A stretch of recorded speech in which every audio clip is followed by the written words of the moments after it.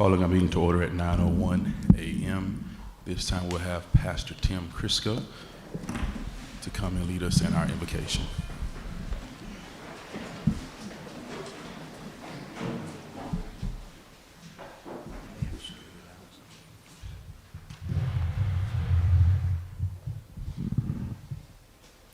I invite you to pray with me. Father God, we come before you humbled by your mercy and your grace. Lord, we ask that we may be rooted and grounded in your love, the kind of love that is patient and kind, the kind of love that does not envy or boast. It is not arrogant or rude. It does not insist on its own way. It is not irritable or resentful. It does not rejoice at wrongdoing, but rejoices with the truth. Love bears all things, believes all things, hopes all things, and endures all things. Father God, we thank you for this love and this way that you have shown us. We ask your blessings upon this meeting. We ask your blessings upon this great city and this great nation. And be with us now. In the name of Jesus, I pray. Amen. Amen. I pledge allegiance to the flag of the United States of America and to the republic for which it stands, one nation, under God, indivisible, with liberty and justice for all.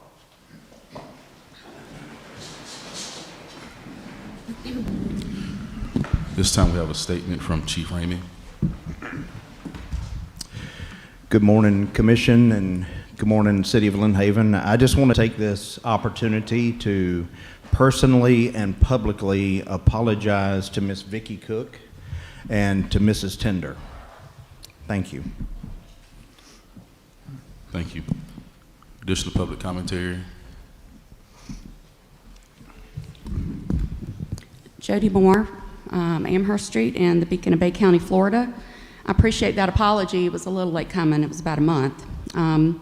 I placed in front of each of you the text messages sent between former City Manager Michael White and Lynn Haven Police Chief Ramey going forward from 2018. These texts expose a police chief who engaged in homophobia, misogyny, setting people up, quote unquote, and ticket fixing, among other things.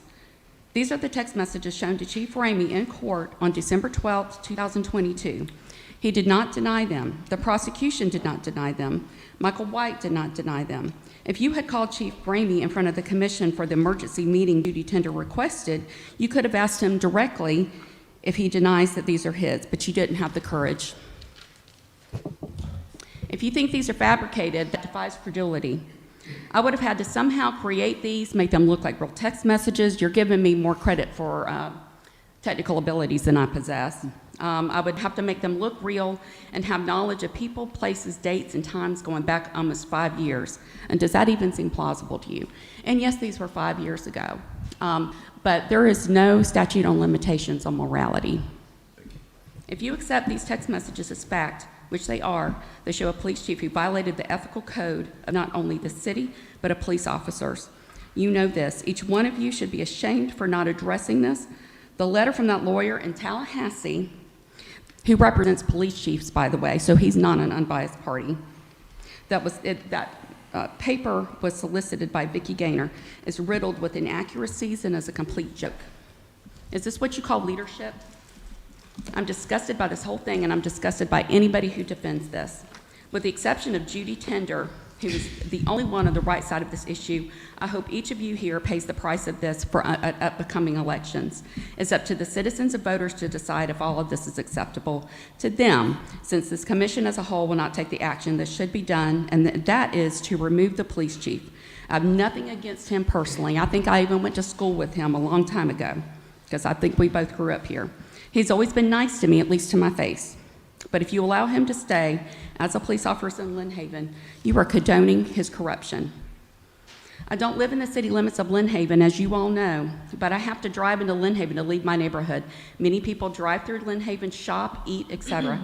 As long as the police chief is allowed to stay in his position, I will do my best to avoid Lynn Haven, and I won't be conducting business in Lynn Haven if I can help it, and I hope others follow suit if this continues.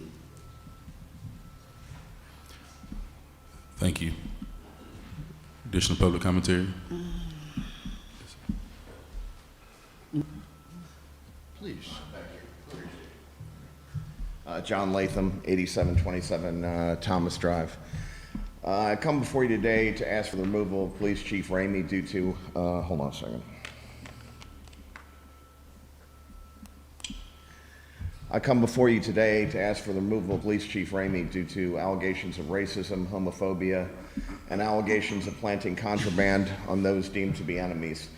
The corrupt good old boy network in Bay County needs to end, and power needs to be restored to the citizenry. I attended a political demonstration yesterday calling for the removal of the chief, which was held just outside city limits due to both fear of retaliation and or suppression of speech through the use of LHPD threat of force or force under the color of law. I'm tired of the arrogant and tyrannical behavior of local public officials in these municipal fiefdoms. One possible answer might be the removal of qualified immunity for police and sovereign immunity for other public officials in order to adjust attitudes properly while simultaneously saving tax money. Thank you. And I have one question for you. Ben and Jason Gutterman were photographers, were arrested. It was, I believe it was over like Crawford Mosley. And the reason I bring it up here is, although Lynn Haven was not the LHPD was not the primary agency, they were a support agency. And Mr. Gutterman delivered a notice of intent to sue. And if I believe the mayor's named in that, the city manager, the chief, and I don't know which officers were on scene. There's a lot of them. I have a list, but I'd like an answer as to what the city's doing in that regard. Oh, and I asked him also to go after qualified immunity because I don't want the taxpayers to have to pay for that. These guys were out shooting film. That's all they were doing. The police came there and arrested them under the School Zone Safety Act, which has been under Cole versus Gray. It's been ruled unconstitutional. So they don't even know case law. And the sheriff and the people above, they should have known the case law. At least the lieutenant should know case law. Okay, thank you. If you have anybody can answer that, anybody at all, I appreciate it. Thanks. Thank you. Additional public commentary?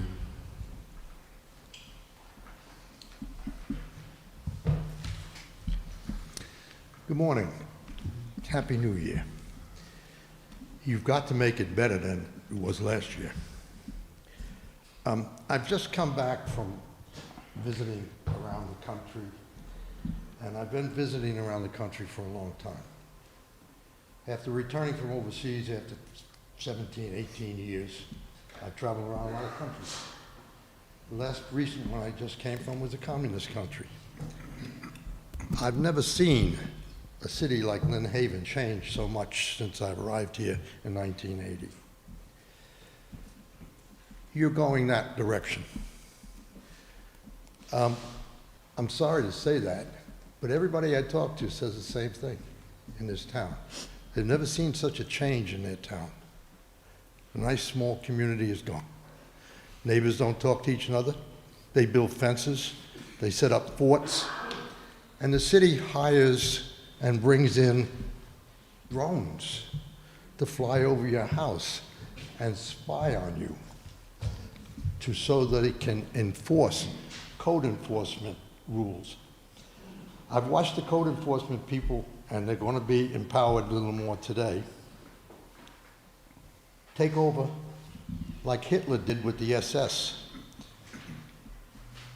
Get permission to investigate everybody.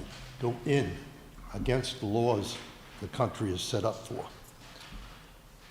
You're elevating your code enforcement, and this will put me, like that gentleman just said, right in the target zone of reciprocal aggravation against me. You're moving the code enforcement to a Gestapo group. This is not necessary. We have state laws that tell you how to build, what to build, how to keep it clean, and everything like that. Right now, you're changing it. I don't appreciate it. I don't think it's right. I think you better take a look at what you're doing to this community. Our life, what we're living in, is being changed. It's being changed by you. By you. We don't have any input to this. We cannot change it because what you're going to bring up today and in the second reading, we're not allowed to even read. The policies that you're going to approve are going to be like Mrs. Pelosi just said. We have to pass the agreements and then we can read it and understand what's in it. If you read what you are going to put on us in the future, in this international group, you're going to really hit us hard. Thank you. I thank you for your time, and I would believe and I hope you make this year better for the citizens of this Thank town. you.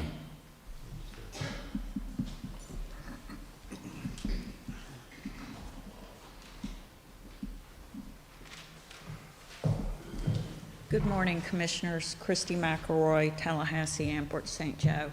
You know, something I've noticed as speakers come up here, Mayor, you're really good at this, at looking at people that come to the podium. I think that's really important. We all spend our time coming here, okay? So if you could look at us, we're addressing you. You're the ones with the power. We are your mothers, your wives, your daughters, your sisters, your grandmothers, your aunts, your cousins, your in-laws. We represent 49.6% of world population. We are 74% of teachers in the U.S. We are 86% of nurses in America. We are women that take care and teach your children as well as your family members.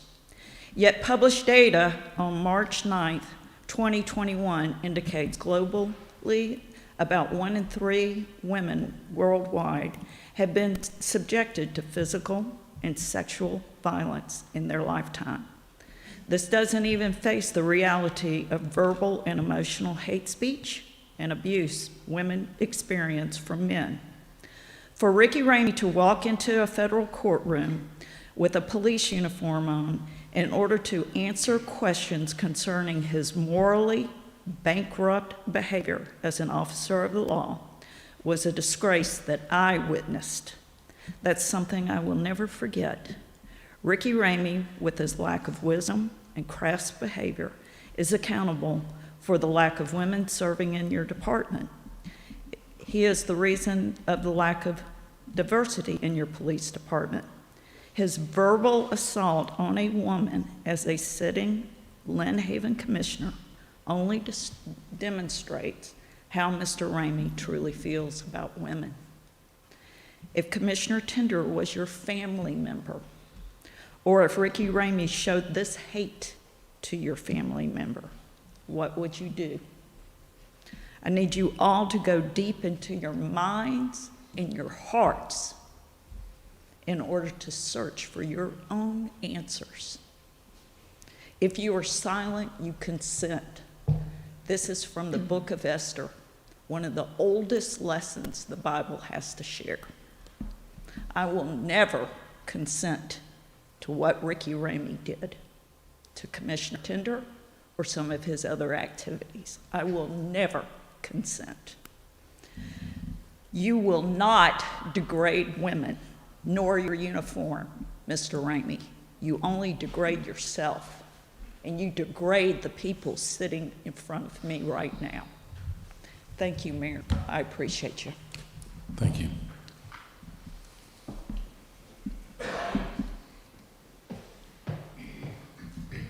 Good morning. Rita Miller, Mississippi Avenue, Lynn Haven, Florida. I am 61 years old, and I moved to Lynn Haven when I was 9. So I think that I have a pretty good assessment of growth for this city. And I appreciate the growth that Lynn Haven has taken and appreciate what you all are doing.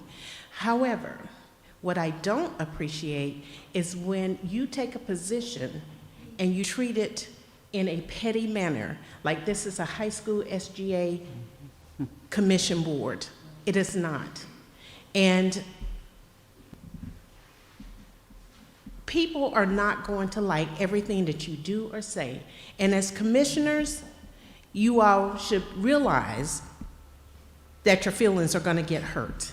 And you don't take your position to try to hurt someone else.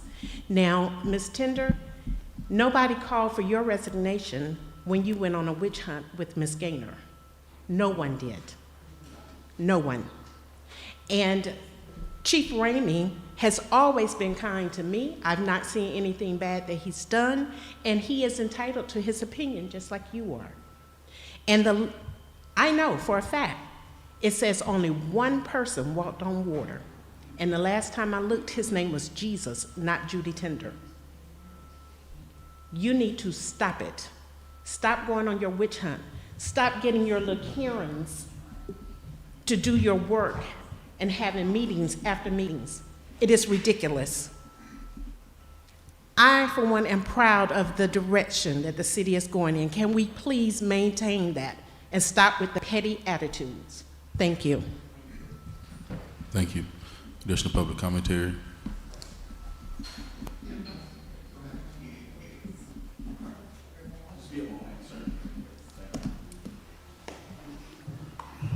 Hello, I'm Bernie Thompson.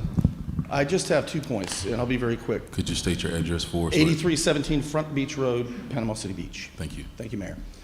One, I would like to please make a verbal public record request for any policy you have regarding the conduct expected of the police department. I'd like to know if the city has policies and procedures in place to which they hold police officers accountable. And secondly, I want to point out that the legal advisory opinion that you sought and that you recently got advising regarding the Chief Ramey situation, it wasn't done in good faith. And I just want it on the record that the attorney that you sought was the general counsel for the Florida Police Association, the Florida Police Chiefs Association. His job is to defend police chiefs against accusations of discrimination and other sorts of things. It was really, really in bad faith for you to get an attorney that is that invested in defending the behavior, the bad behavior of police chiefs. It was not in good faith. And that's all I have. Thank you. Thank you. Johnny Bashirs, 811 Louisiana Avenue. Mayor, Commissioners, City Manager. Chief Ramey's insults about Commissioner Tender's partner were certainly unacceptable. The comments should have never been written or said about her or anyone else for that matter. I understand this inflamed some of our citizens' tempers. However, the text insult is a personal matter and should have remained a personal matter instead of being turned into a personal vendetta. Worn on a shirt, posted on social media, played out in small town politics. We're better than that.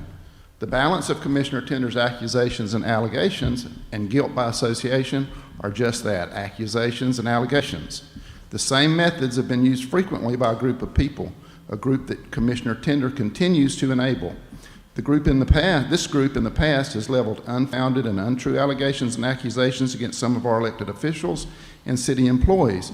Twice recently, first an accusation to the state attorney alleging unauthorized use of Michael Gordon's stamp by the city after his termination. The second, the city manager was accused of inappropriately changing a bid sheet. Then they used these unfounded accusations to request to remove or not renew the city manager's contract until after the Finch-Anderson trial is resolved. I think the group's motive is apparent, that being the removal of city employees and elected officials who were not their choice for office. Commissioner Tender asked for an emergency meeting to discuss things that happened 4.5 years ago. As a responsible city manager, Vicki Gaynor requested an administrative review from a disinterested third party. This resulted in the letter from J. David Marcy, an attorney of Rumberger, Kirk, and Caldwell, PA, located in Tallahassee. The letter concludes that no further action be taken against Chief Ramey at this time. Chief Ramey was deputy chief when he sent the text. His comments and actions were not physically or financially harmful and would not have been emotionally harmful had the text remained private, which they would have been were it not for a defense attorney trying to have witnesses and evidence removed from consideration in an unrelated federal trial.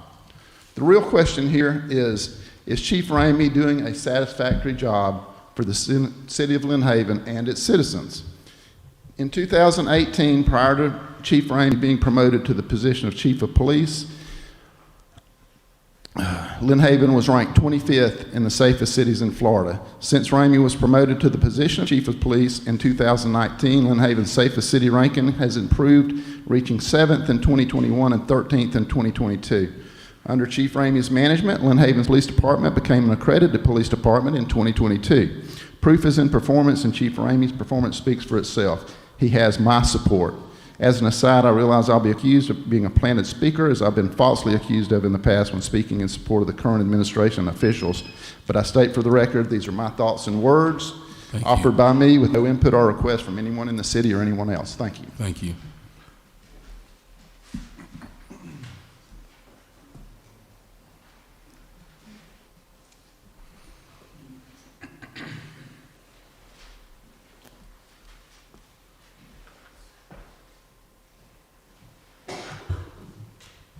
Good morning. I am Lois Miller. I have just a few words to say. Once you become a public official, your life becomes transparent. Now, if you don't want anyone to say anything about you, don't do anything. If they do say something about you, forget it. You're not going to ever stop people from saying something about you, whether it's true or untrue. I don't have anything ugly to say about anything. If I have something to say, I'm going to say it to your face. Especially if I think you said something about me. I'm not going to bring it to the governor, the president, or anyone to tell them to remove Lois Miller from her house because she is not friendly or she said something against me. I have known Chief Ramey a long time. He's always been there for the citizens of Lynn Haven. I'll never forget when my husband got sick here at this commission meeting, and he was there by his side. He was there for me, want to know what was it that he could do, more than a lot of you, other people. He called me at the hospital, checking to see if he was okay. A couple of others, like Mr. Aldridge, Mr. Paterno, they were there. Miss Vicky, Mayor Nelson was there, but I didn't see Judy Tender there asking how he was doing. Nor did I see you there. So why is it that people love to bring something against somebody? I didn't go in the news and say, this person wasn't there for my husband. That was between us and them, not the community. So let's look at the person, not what someone says. And if you don't want to live the life of Christ, stay in a closet and don't let anyone know what you're doing. Thank you. Thank you. Additional public commentary.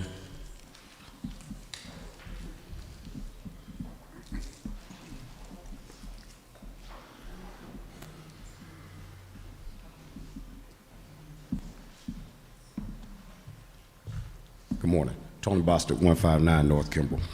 Good morning, Mr. Mayor, Madam City Manager, members of the commission. My question is, how long will you guys allow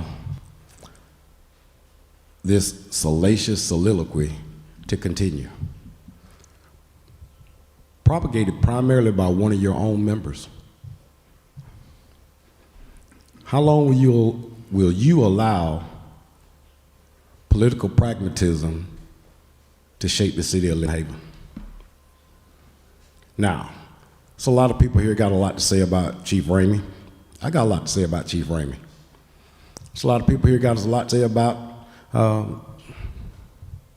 Miss Gaynor. I got a lot to say about Miss Gaynor. A lot of people got a lot to say about Mayor Nelson. I got a lot to say about Mayor Nelson. But that's between me and them. It's not a matter of public who can I get to support me with what I say or back them with what they say. You guys were elected to do a job. All of the things that you allow to happen, primarily stoked by one of your very own, you should put an end to. Now, you've got people getting up here saying that Chief Ramey is this, that, and the other, and his action was this, that, and the other. Now, by a show of hands from you guys and from the audience, how many of you guys live a perfect life every day? Oh, I thought I might be the only one. Now, if you don't want it in the media, if you don't want it in the public, stay off of social media. Because it doesn't take a rocket scientist to be able to pull up anything you type, say, or do. And you send it to your friends, and your friends repost it. Lynn Haven is growing by leaps and bounds. Actually, Lynn Haven is the fastest growing city in Bay County. And then when I say the fastest growing, in terms of positive growth. You guys sprang back from the hurricane wonderfully. And that's due to good leadership. You're always gonna have something that pops up that's a distraction, but don't get distracted by the little things. As Ms. Miller just said, pretty much if you don't have something positive to say, shut up. Because the only thing you do is you make it harder for the people that's elected to lead by always dragging up something out of the past. If you don't have a past, then you're doing good. But if you do have a past, be careful of the stones you throw, because if you live in a glass house, somebody's gonna break that glass sooner or later. So I say to you guys, do what you do. Thank you very much. Thank you.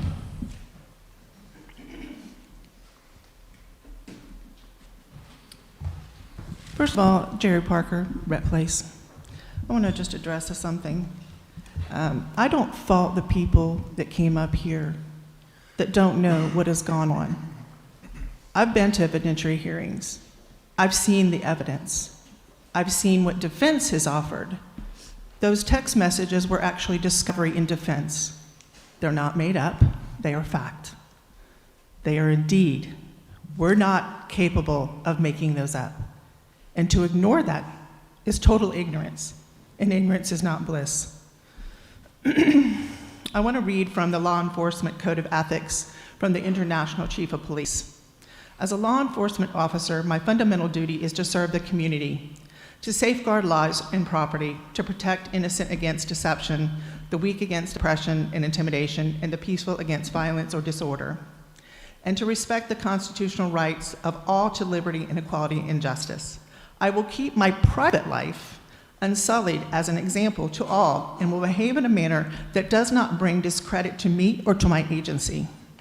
I will maintain courageous calm in the face of danger, scorn, or ridicule, develop self-restraint, and be consistently mindful of the welfare of others, honest in thought, deed, and in my personal and professional life, I will be exemplary in obeying the law and the regulations of my department.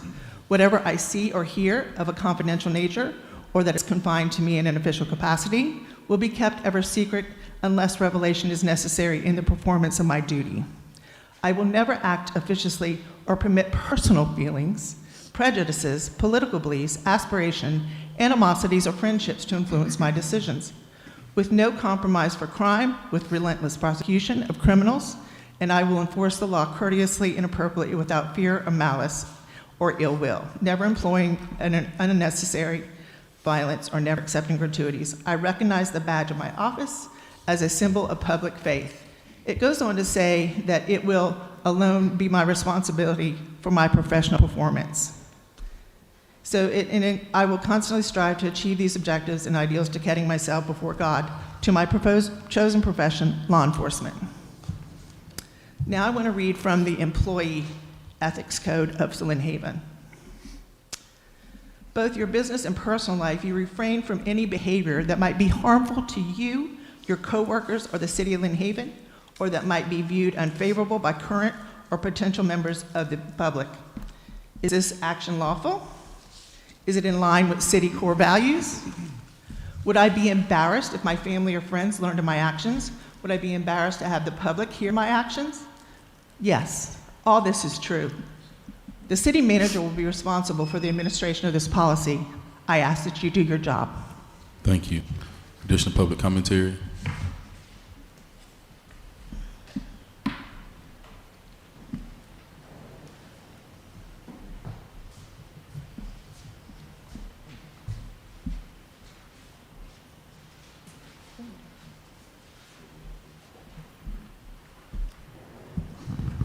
Good morning. My name is George Ace Hines Jr. I live at 1603 Rhode Island Avenue, Lynn Haven, Florida. Back in June of last year, I was assigned the duty of being on a charter review committee, and my job was to find out what the city needed and what the city wanted to do with the old charter that we had. So I went to every commissioner and asked them their ideas, pros and cons of what they wanted to be done during that time that we was doing the review of the charter. Ms. Tinder reminded me 2 weeks ago that she said when I came to talk to her that she wanted to get rid of Chief Ramey and she wanted to have an elected sheriff, elected police chief.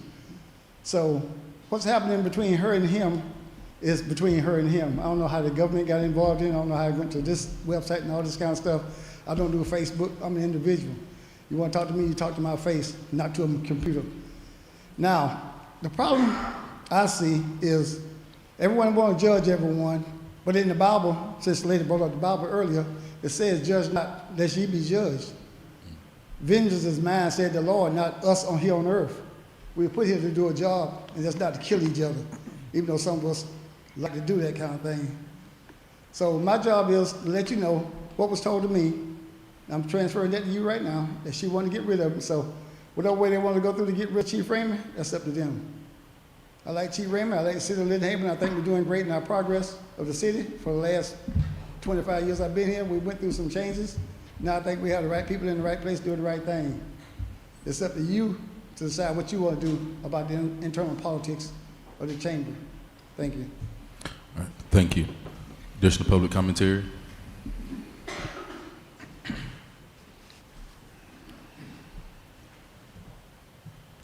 My name is Abel Alberton. I live at 1305 Texas Avenue. And first and foremost, I just want to thank you all, the commissioners, city attorney, city manager, the mayor, for all you do. I know it's not a hard job. All right, it is a hard job, sorry. Very hard job, very hard to please everybody. And leadership's just not an easy thing, so thank you for what you do. I'll make this quick, but John Maxwell once said, a leader is one who knows the way, goes the way, and shows the way. And the reason I read that to you today is because when I read this, I think about Chief Ramey. Although I'm not extremely close to Chief Ramey, I've watched him as a young man grow up. He was involved in my church, helping in the youth group. I'll never forget, after Hurricane Michael, my family was trying to make it to my mom's house. And once they walked out of the house, obviously, as y'all know, everything was destroyed. And it was people like Chief Ramey who was clearing the roads and made that possible to make sure that my mom was okay. And so for that, I'm forever grateful. I don't condone what was said through text message, obviously, but I know that doesn't speak towards Chief Ramey's character, and I certainly don't think it warrants a resignation by any means, and I hope you take that into consideration. Thank you for your time. Thank you. Additional public commentary.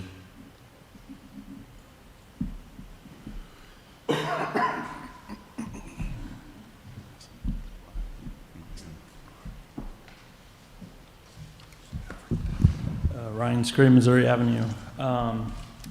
So about 22 and a half years ago, the movie The Patriot was released in cinemas. And in there's a quote that says, "Why did we trade one tyrant 3,000 miles away for 3,000 tyrants 1 mile away? An elected legislator can trample a person's rights as easily as a king can. Change in a community isn't always bad. Being anti-change is being anti-improvement. When the topic of change in a community is approached in a logical manner and focused on benefiting the citizens both now and in the future, it is not only reasonable, but responsible. If not for change, we'd still all be living in caves. I may have only moved here 2.5 years ago, but it didn't even take that long to see how much apathy is present in this community. I chose Lynn Haven along with my daughter's co-parents to raise our daughter here. I could have moved into any number of other communities in the area, but we chose Lynn Haven. I know why I chose Lynn Haven, but why does anyone else? As a community, we need to truly begin to understand why we are a community and who we are as a community. What we subscribe to by being a community is important to understand. I see a lot of feedback from people in the community and some from outside the community, but one thing that lacks in this area is a thorough understanding of civics. There are so many state statutes that dictate what our municipalities can do. That's why advocating for more home rule will allow our city to be able to institute better policies that will result in responsible developments.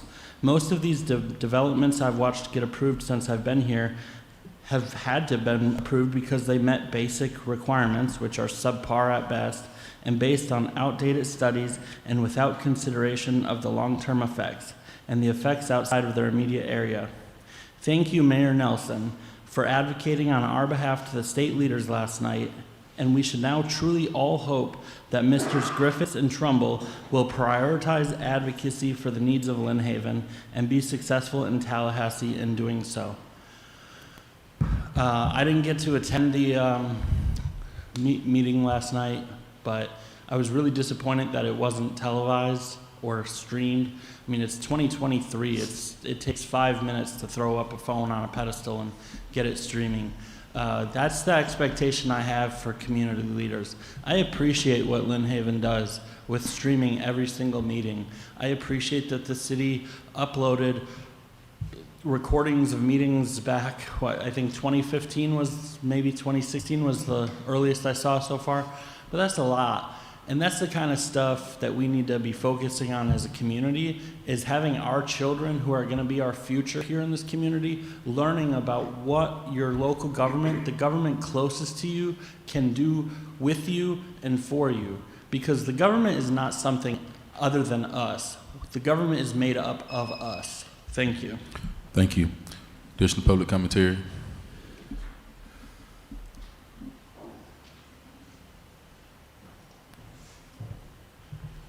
Good morning. My name is Joyce Smith, and I live on Meadows Avenue. I've been here about 8 years. I came when the other city manager and mayor was here. I didn't see anything like this. All negative. Well, I did see you, but I'm just saying I didn't see. Yeah. Wait a minute. I'm gonna get to the mic. I'm gonna get here, but I want to look and see, so I won't say you were here and I wasn't. Okay, Doc. I didn't say anything when you all spoke. So I didn't say anything when you all spoke. Please address the commission. And I don't. Oh, please. Okay, be blessed. Okay, be Thank blessed. you. And the Bible said, don't you all go no place and say, I said. The Bible says, be encouraged, stand fast, unmovable. Stand fast, unmovable. Though they slay me, yet will we trust. They said not to come in here with all of that. I'm not coming in here with all of that. I am a child of God, wherever I am. And you can hear me. You just want to start something, but you will not. The devil will not get the glory today. Be encouraged. They'll talk about us. I feel sorry because we stand alone. This is no joke here. And you say you were embarrassed to come in and see some of this. The youth department came and I didn't come that day. They say they were embarrassed. Do you go to a meeting for this every day? I said, no. I will walk like a child of the king. I will speak like one. And they said, and you sit up front and all of that behind your back. The devil is a liar. And you can't say I didn't have a family member that's been gone through something. Anyone that looks like me have had a family member go through something, and we forgave. We forgave. We forgave. And do like Christ said. Say your prayers, and when you look up, if anyone without sin cast the first stone, though he slay me, you were chosen for this. You were chosen for this. Anytime you're doing good, you're going to be attacked. Anytime. Some of them used to speak to me when I came in. And after I said some things, they'll walk by, speak to the little friends, everything. That's okay. Love lifted me. Love lifted me. So keep on. When they're meeting, I'm praying. I don't know what you all are doing. I am praying. I am praying. And shout now. Victory is yours. And if it's not meant to be here, God will move you. And the Bible says again, not Joyce, the enemies will soon be cut down. I have no fear. I have no fear. Continue to stand. Be strong and courageous. God bless everyone. Thank you. Additional public commentary.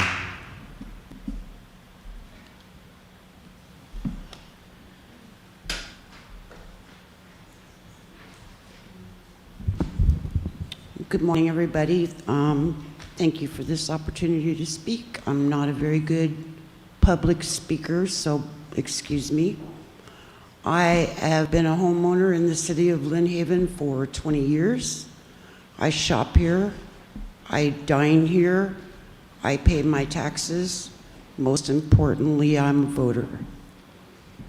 I want to say that I'm grossly offended by the text messages which recently came to light and the egregious conduct of those involved. A clear violation of law enforcement code of ethics and a sworn oath he promised to uphold. The Commission's decision to ignore these texts and take no action speaks volume to me. It's a literal slap in the face to the LGBTQ community, people of color, but most importantly, all women and the people you serve. Thank you for your time. Thank you. Additional public commentary.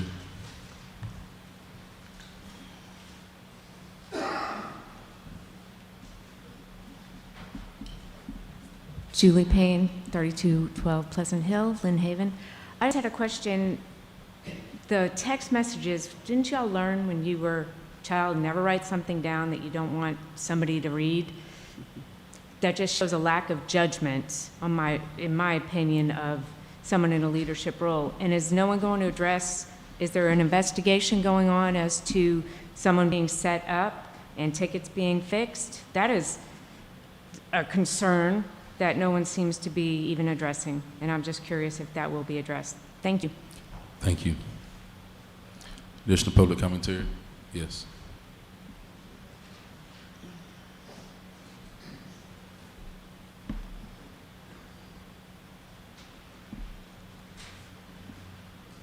Good morning. I'm a relatively new member of the community. I've been here about 4 years. But I know this, and we've talked a lot. State your oh, I'm name and sorry. address? Yes. Yes, I'm Janet Thompson. I live on Minnesota Avenue. Thank you. But I've heard of the Bible brought up quite a bit in here, and I am a follower of Christ. But the Bible does also say that as a man thinks, so is he. And I have seen the texts and more. And they are, I didn't realize they were 4 years old, but even so,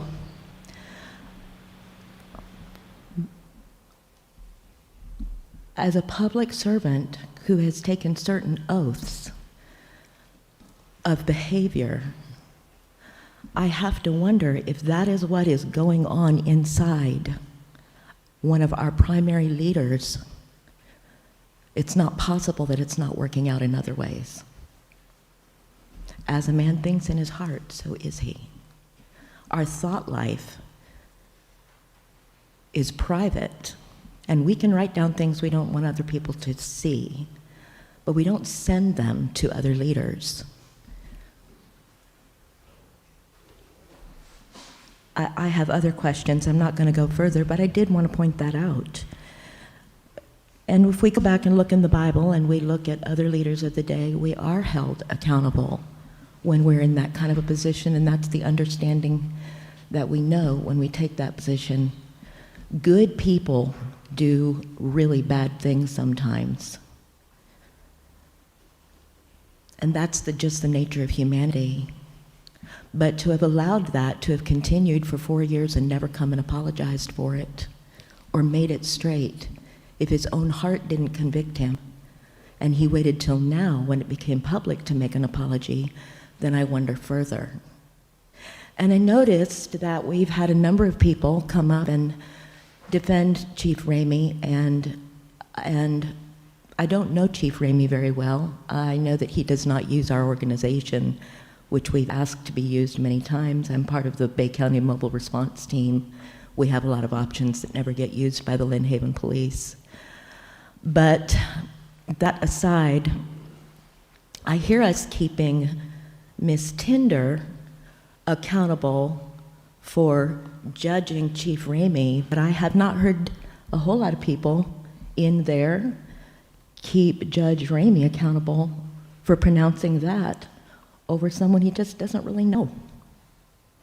And I've seen other texts, and they're just as bad. Thank you. You're welcome. Additional public commentary.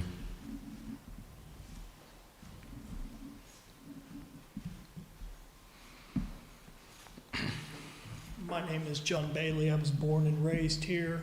Worked as a former Bay County Sheriff's officer at the Bay County Jail. What I saw in those texts was coordination to arrest somebody.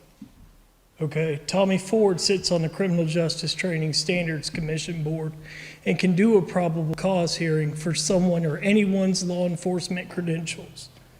I know that makes some people uncomfortable up here, but it just takes the commission to do it and allow them to determine if that's conduct that someone should carry out throughout the city. If you also look into the Michael White indictment, there was also a contractor who owed Mickey White money. Okay, this isn't the first coordinated arrest in which in that indictment it lists text messages between the city manager and Mickey White.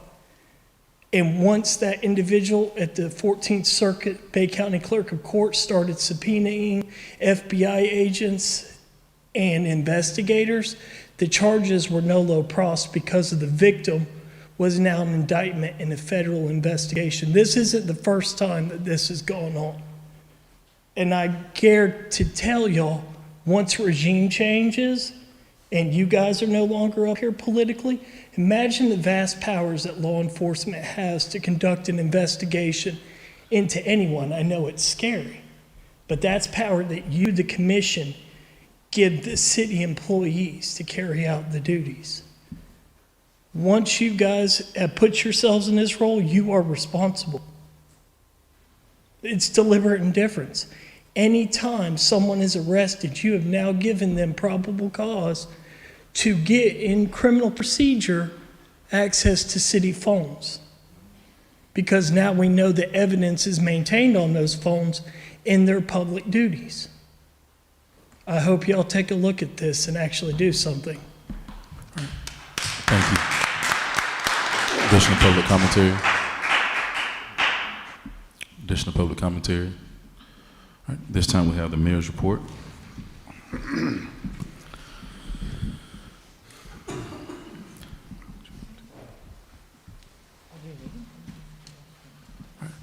Prior to my report, would like for Mr. Dave Marcy to please come to the podium.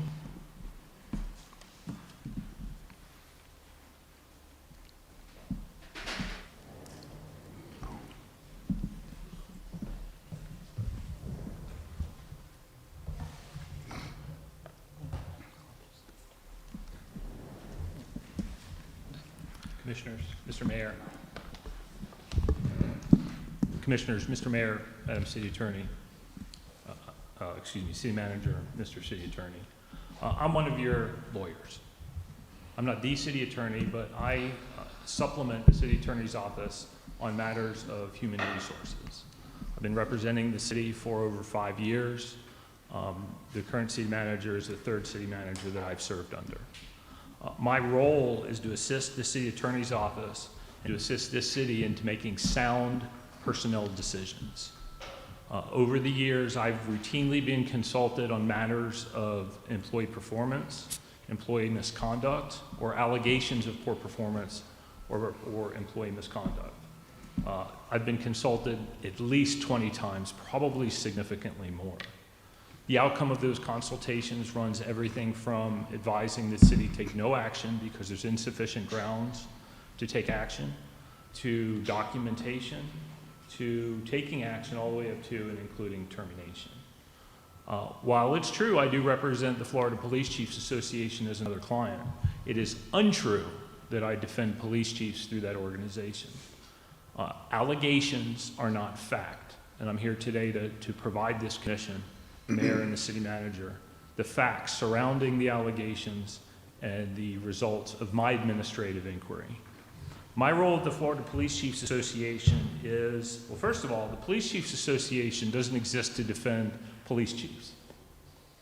It's a private association designed to further the interests of law enforcement, and that includes lobbying, it includes training police, it includes training chiefs and executive level law enforcement personnel, all for the furtherance of community safety and to benefit the public.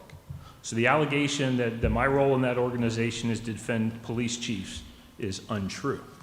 To the contrary, one of my roles in that organization is to develop and instruct on ethics, integrity, codes of conduct, and I actually conduct internal investigations into allegations of police chief misconduct and impropriety.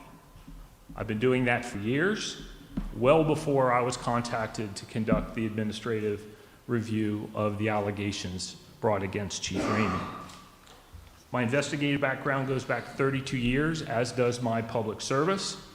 A large part of my practice currently involves representing government agencies, councils, commissions, public school districts, and my role in that capacity is to mitigate risk, to advise my clients, councils, commissions, boards, etc., on how to make sound personnel decisions while minimizing the potential for civil liability, litigation, and paying out of judgments for hastily made personnel decisions. And I've been doing that for about 15 years. A little over 3 years of my legal career, I was an assistant state attorney, where I prosecuted rapes, robberies, murders. I have worked in conjunction with the United States Attorney's Office in the prosecution of state and criminal offenses. I've worked with federal and local law enforcement. I've worked with state law enforcement. I myself have also been a state and local law enforcement officer and have extensive experience investigating all manner of crimes, including rapes, robberies, murders, and complex white-collar crimes. So to suggest that this city retained me because I'm some shill for the police department or the police chiefs is simply unsupportable. Now, the procedure that was followed in this case is exactly the same as the procedures followed in other cases or other allegations of improper or inappropriate conduct raised by members of the community and other city employees against city employees that warrant review. The city has an existing procedure that has been in place for at least the tenure of my representation, over 5 years, where they contact HR counsel to evaluate the sufficiency of allegations and to receive guidance on the path moving forward. One of the hallmarks of best practices in the HR community is to make decisions based on facts, not allegations, not bias, not emotions. And I'm here today to talk about some of those facts.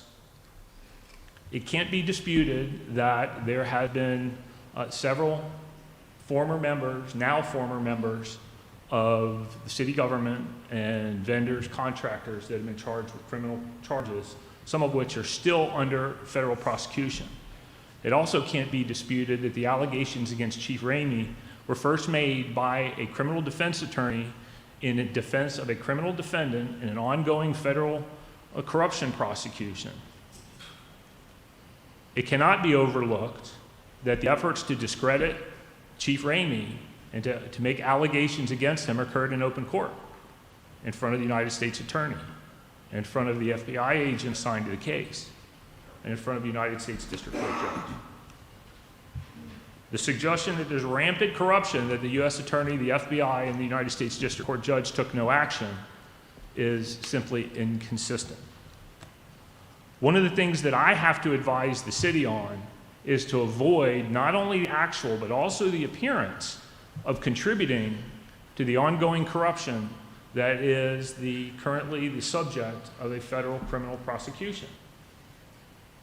I've seen through my efforts as a state prosecutor and my involvement with criminal prosecutions generally, that efforts are often made in an effort, allegations are often made against witnesses, government witnesses, in an effort to tank the case, to thwart the case, to impeach the witnesses, to mitigate or minimize the evidence that they may provide in a criminal trial.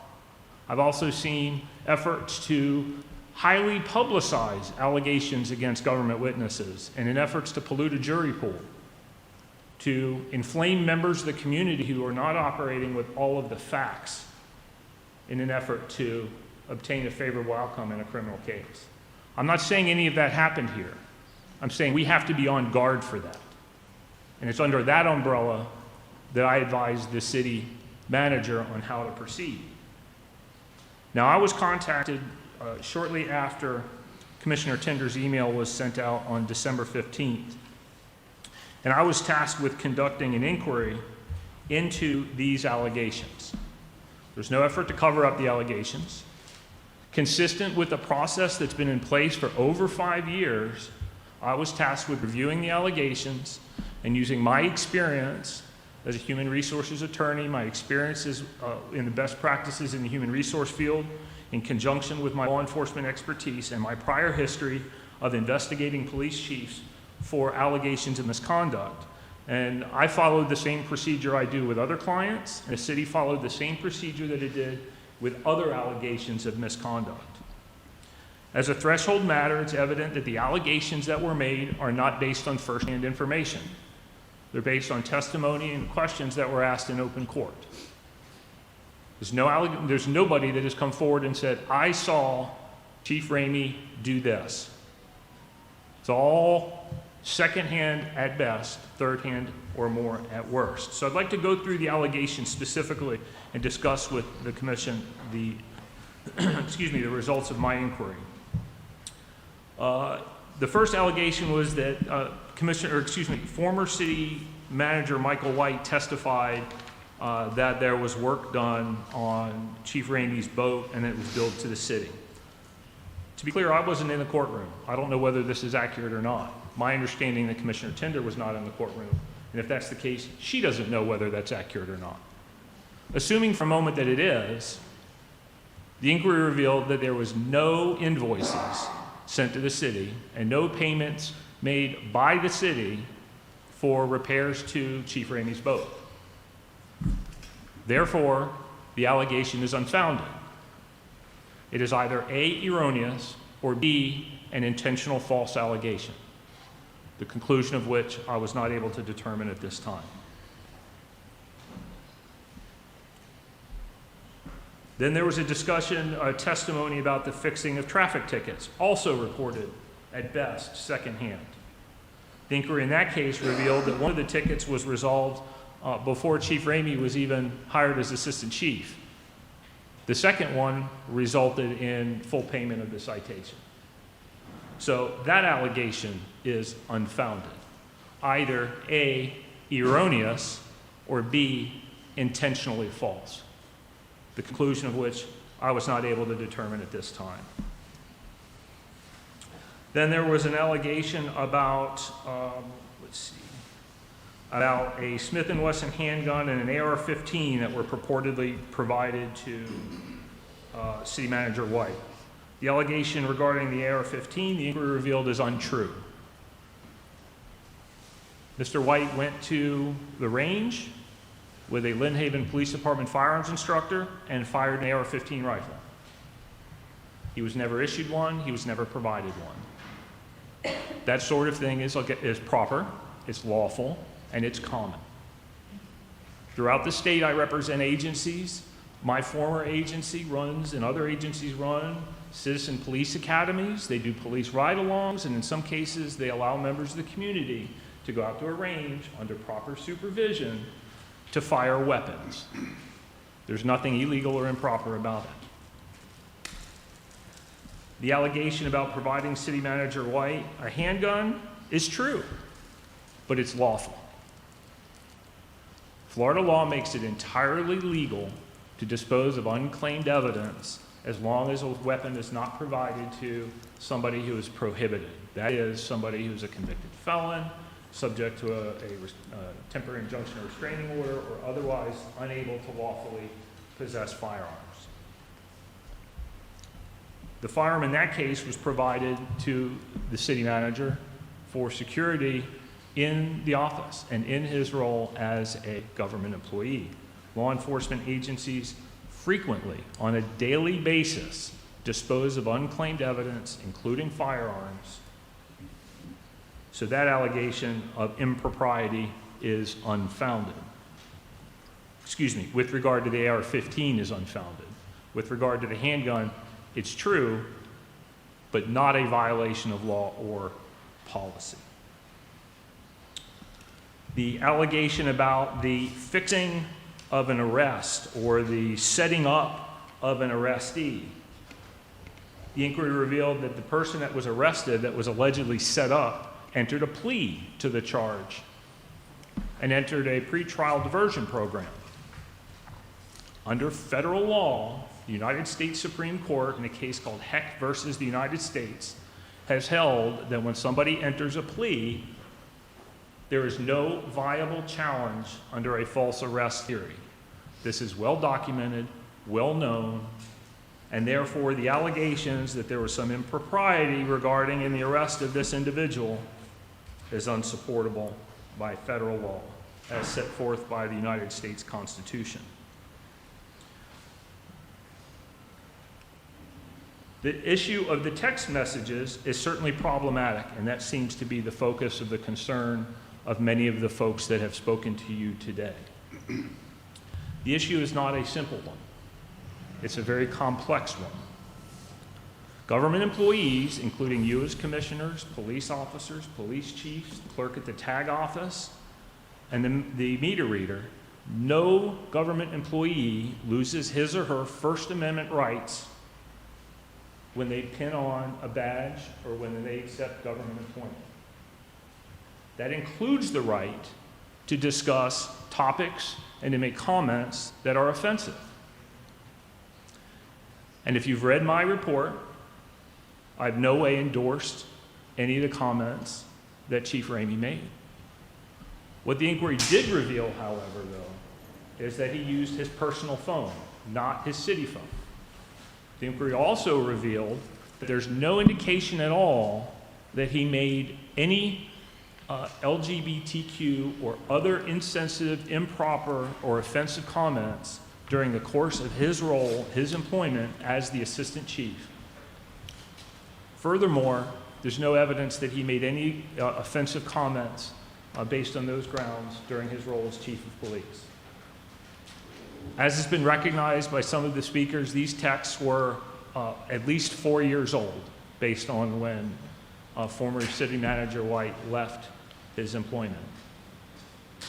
During my inquiry, I verified that in that intervening time, at least 4 years, there's not been a single complaint of LGBTQ bias, LGBTQ inconsideration, offensive comments, misogynistic comments, and there's not been a single finding, either in an investigation or a court of law, that Chief Ramey has said or done anything in his official capacity of chief of police that was insensitive, improper as it relates to any protected classification, or that he engaged in any conduct that was found to be severe, pervasive, hostile work environment on any basis of any protected classification.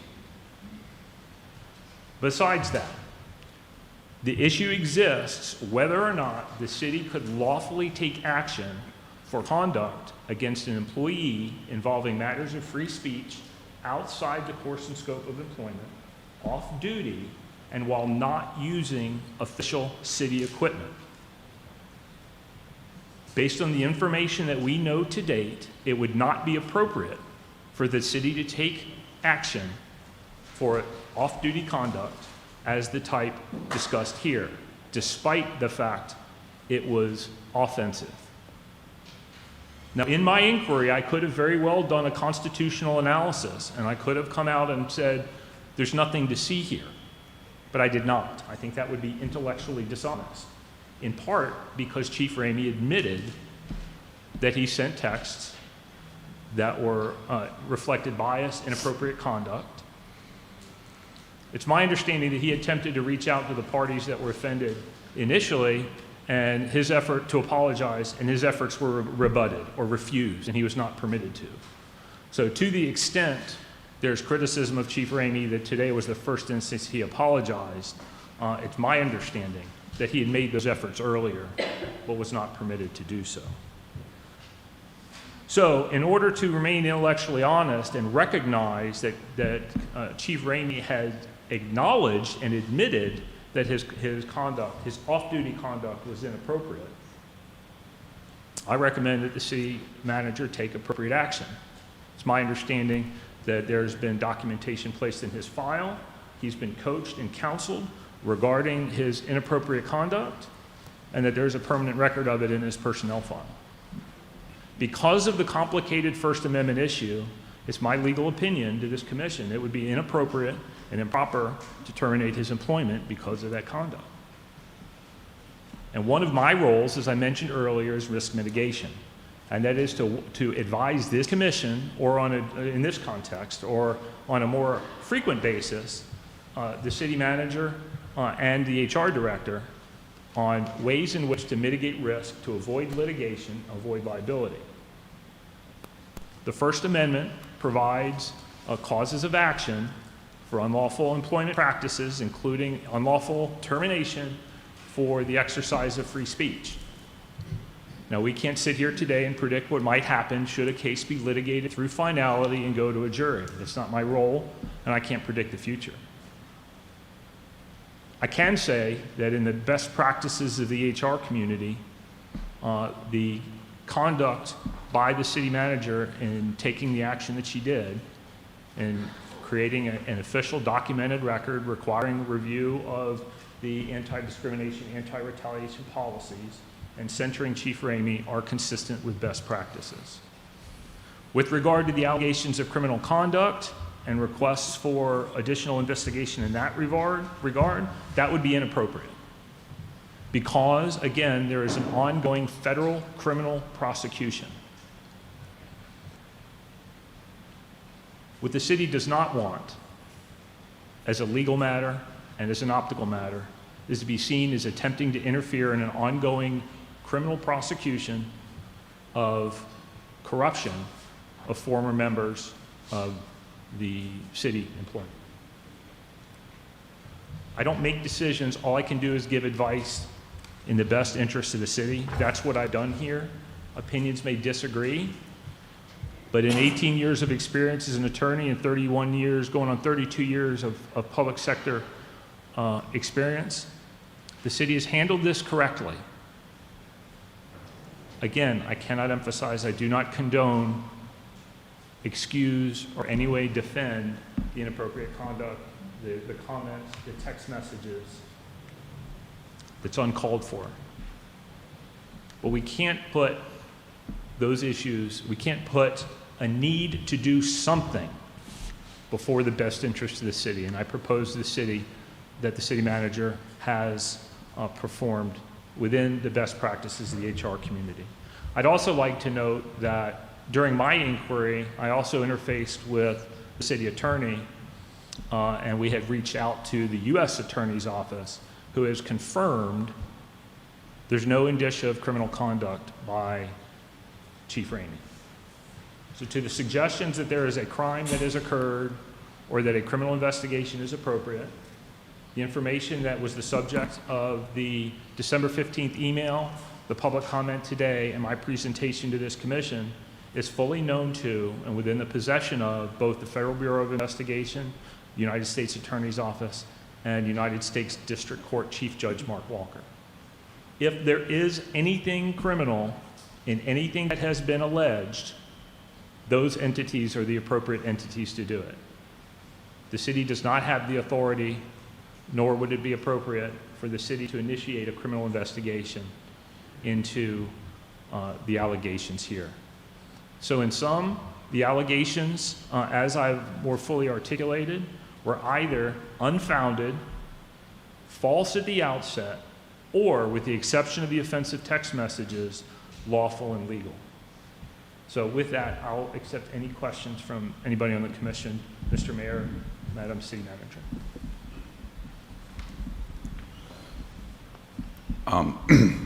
Commissioner Warwick, we talked about, I think, an hour and a half. Yes, sir. And one of the questions I asked was the text messages.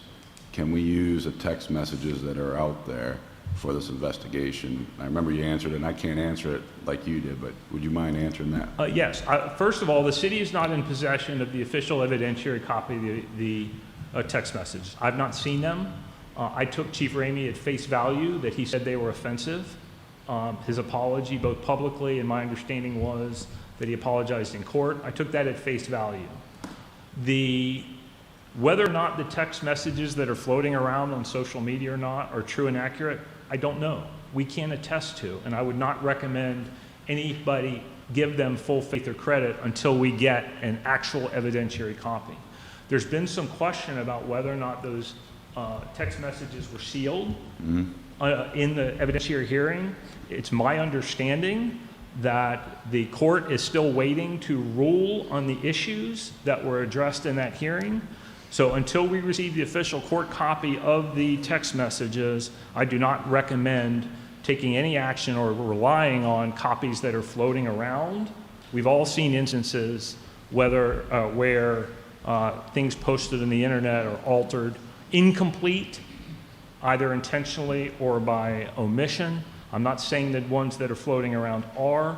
I'm saying to meet the legal standards to evaluate for HR purposes, I would not recommend using the internet version of some evidence that may or may not be accurate as introduced into that hearing. Yeah, I actually called the federal courthouse twice. First time I called them, I asked them, is there any way I can get a copy of these text messages that they discussed in evidentiary hearing? And they said, well, they're sealed. Both sides have to provide their argument to whether they want them sealed or unsealed. And I know there's conversation going around that these are public court documents, so I said, before I say anything else, I want to make sure I have it accurate. So I called the courthouse this morning, and I said, I just want to verify that this is correct. And they confirmed with me that is correct, that these are sealed. But if they're sealed, then that creates a problem for whomever it was that disclosed them publicly. Because if the court placed them under seal and issued an order that they were not to be disclosed, whomever disclosed them may have some issues with the district court judge. I can also assure the commission, though, that I did try to track it down to see if we could obtain the text messages from Chief Ramey's phone. And the inquiry in that regard revealed that at the time that these text messages occurred, he did not have a city phone. And although he indicated a willingness to provide his text messages, I have confirmed through other cases that I've litigated that his service provider, Verizon, only keeps data for 365 days. So I did attempt to find those text messages through essentially going to the source with the understanding that they were not available through the federal court system. And I did confirm that they were unavailable. Thank you. Any other questions from commission? All right. Thank you, Mr. Mayor.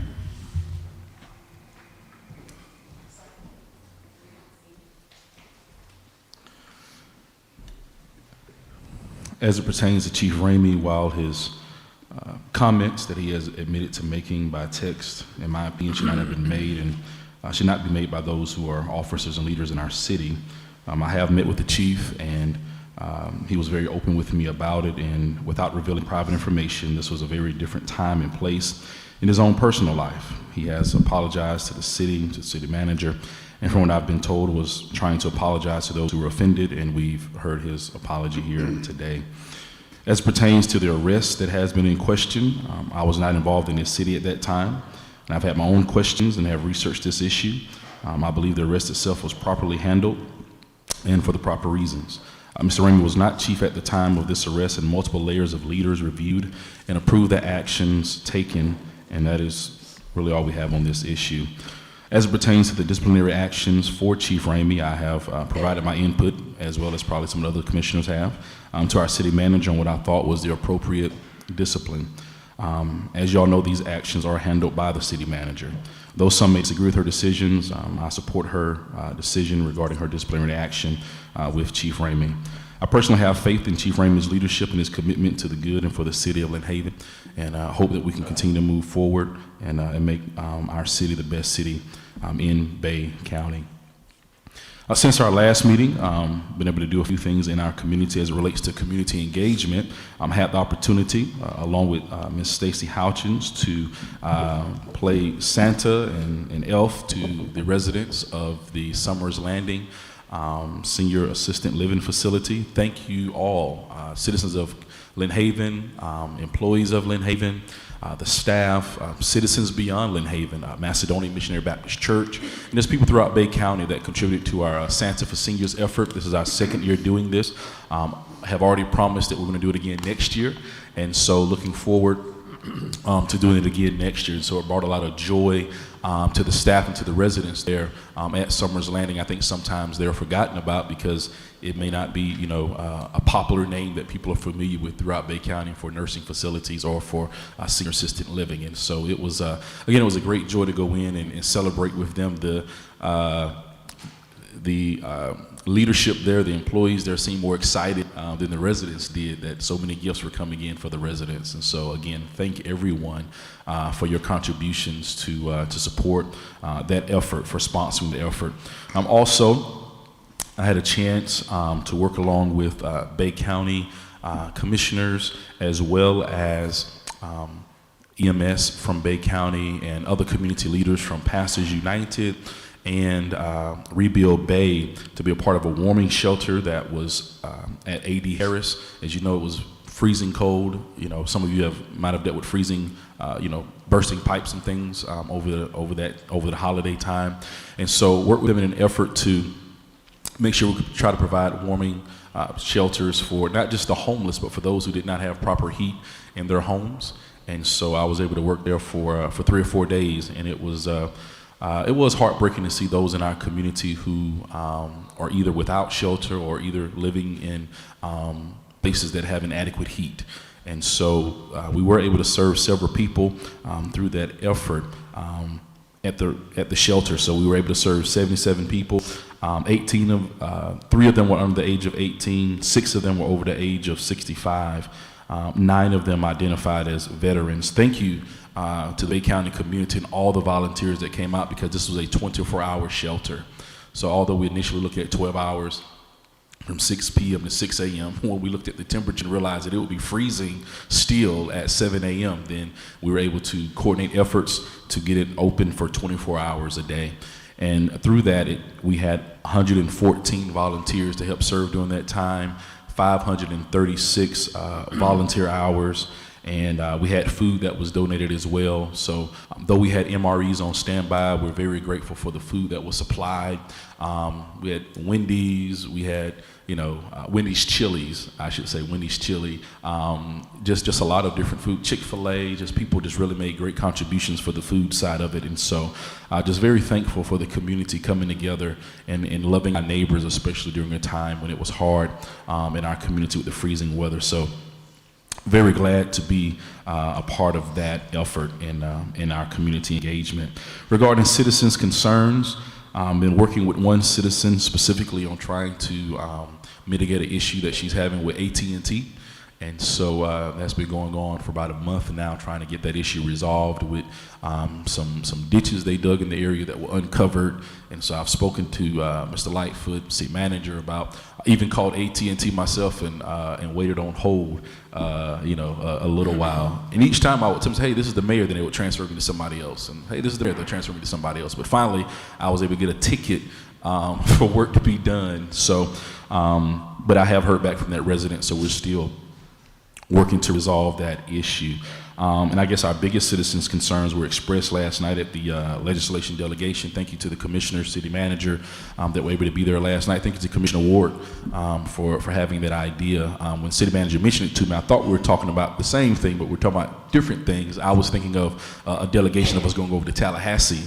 And so let's still think about that too, you know, having an opportunity to go over to Tallahassee, you know, as commissioners. I don't know if we have to ride separately so we won't talk to each other. I don't know how that works, you know, or, you know, I'm not sure how that's going to work so we won't violate sunshine issues or whatever, but that was an idea about going over to Tallahassee, but then we realized we talked to the local delegation, which was great as well. So, I mean, thank you to the citizens of Lynn Haven that came out last night. I think it was a very great showing for our Lynn Haven community, from our leadership as well as for those that live in Lynn Haven, that we were there last night, and that we asked for, you know, $15 billion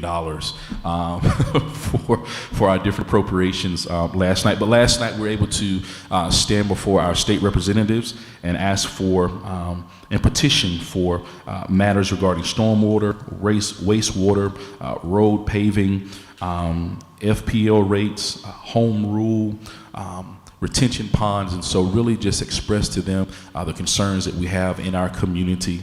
We hope to follow up with them. I know we're going to be sending a detailed email with additional information regarding what we're requesting, because after the meeting they asked me, is there anything else you want? I said, yep, I'm going to ask for more.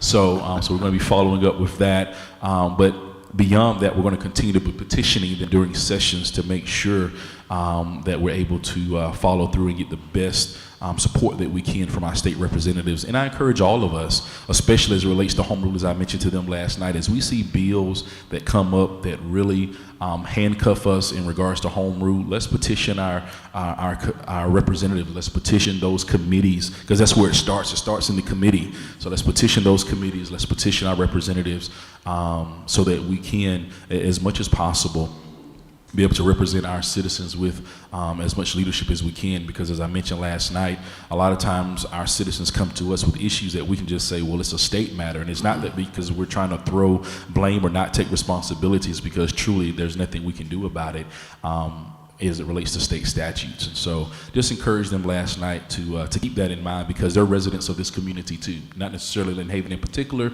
but of Bay County, and so what happens at the state level impacts them as well. And so that is my report for today. Commissioner Aldridge. Thank you, Mayor. And I agree, last night was a good idea, Commissioner Work, and I'm glad that we were able to go and speak to our senator and our new House rep. I think it was a productive meeting for sure. As far as Chief Ramey, there's nothing I can say to add to or take away from what everyone else has said this morning. So I'm just, we'll put out there that I'm heeding the legal advice that we were given. Other than that, hope everyone had a great holiday. I hope everyone's having a good new year, and that's my report. Thank you, Mayor. Thank you. Commissioner Purdon. Thank you, Mayor. I want to thank everybody who took the time to come out and care enough to be here at our meeting today. As usual, I'd like to thank all of our city employees and our first responders. I did attend the TPO meeting on January 4th, and I also received an email yesterday from the St. Andrews Bay, St. Joe Bay Estuary Program. They have put out their first newsletter, and it's available if you search the Estuary Program or through FSU. It states the actual goings on of the program and what they've been doing. I think the Estuary Program is going to bring light to many good projects. And that, with that said, that is my report. Thank you. Thank you, Commissioner Perno. Commissioner Ward. Yes. I attended the Wreath Across America last month. I know a couple of us did that. Always a great event. Happens every year in December. A great way to pay tribute to our veterans. I'm glad we did the legislative delegation meeting. It did go really well. It's funny because Ms. Gaynor came and gave me some information, said, hey, Mayor's on the way. If he doesn't make it, you're on the hook. And I was like, what? And so I was glad to see that you made it. But I thought it went really well, and I'd like to do that every year. I think having that strong presence meant a lot to them. So I'm glad everyone is here. I like it when we have a lot of people at our meetings. I wish it just wasn't during times of controversial stuff like we were talking about today. I wish it happened all the time. I'd like to see community involvement. It absolutely helps us a lot. And so I hope that you come back. And the other thing I'll say is I did receive multiple emails about the whole thing with Chief Ramey. I responded to every one of them, and I let them know that, hey, I'm concerned too, and I would be more than happy to sit down and discuss it with you. And I only had one person that actually took me up on that offer. And so I'll put it out there now. If any Lynn Haven residents would like to sit down and discuss with me about this or anything, contact me. I try to make myself as accessible as possible. Speaking of which, on the 21st of January at 11:30 will be my time with the commissioner at Tacos Way. So I hope to see you there. As far as the whole thing with Chief Ramey and the comments, I don't think any of us sit here and condone those comments. And I know some people are thinking that we're ignoring it. I can tell you from my perspective that is not true.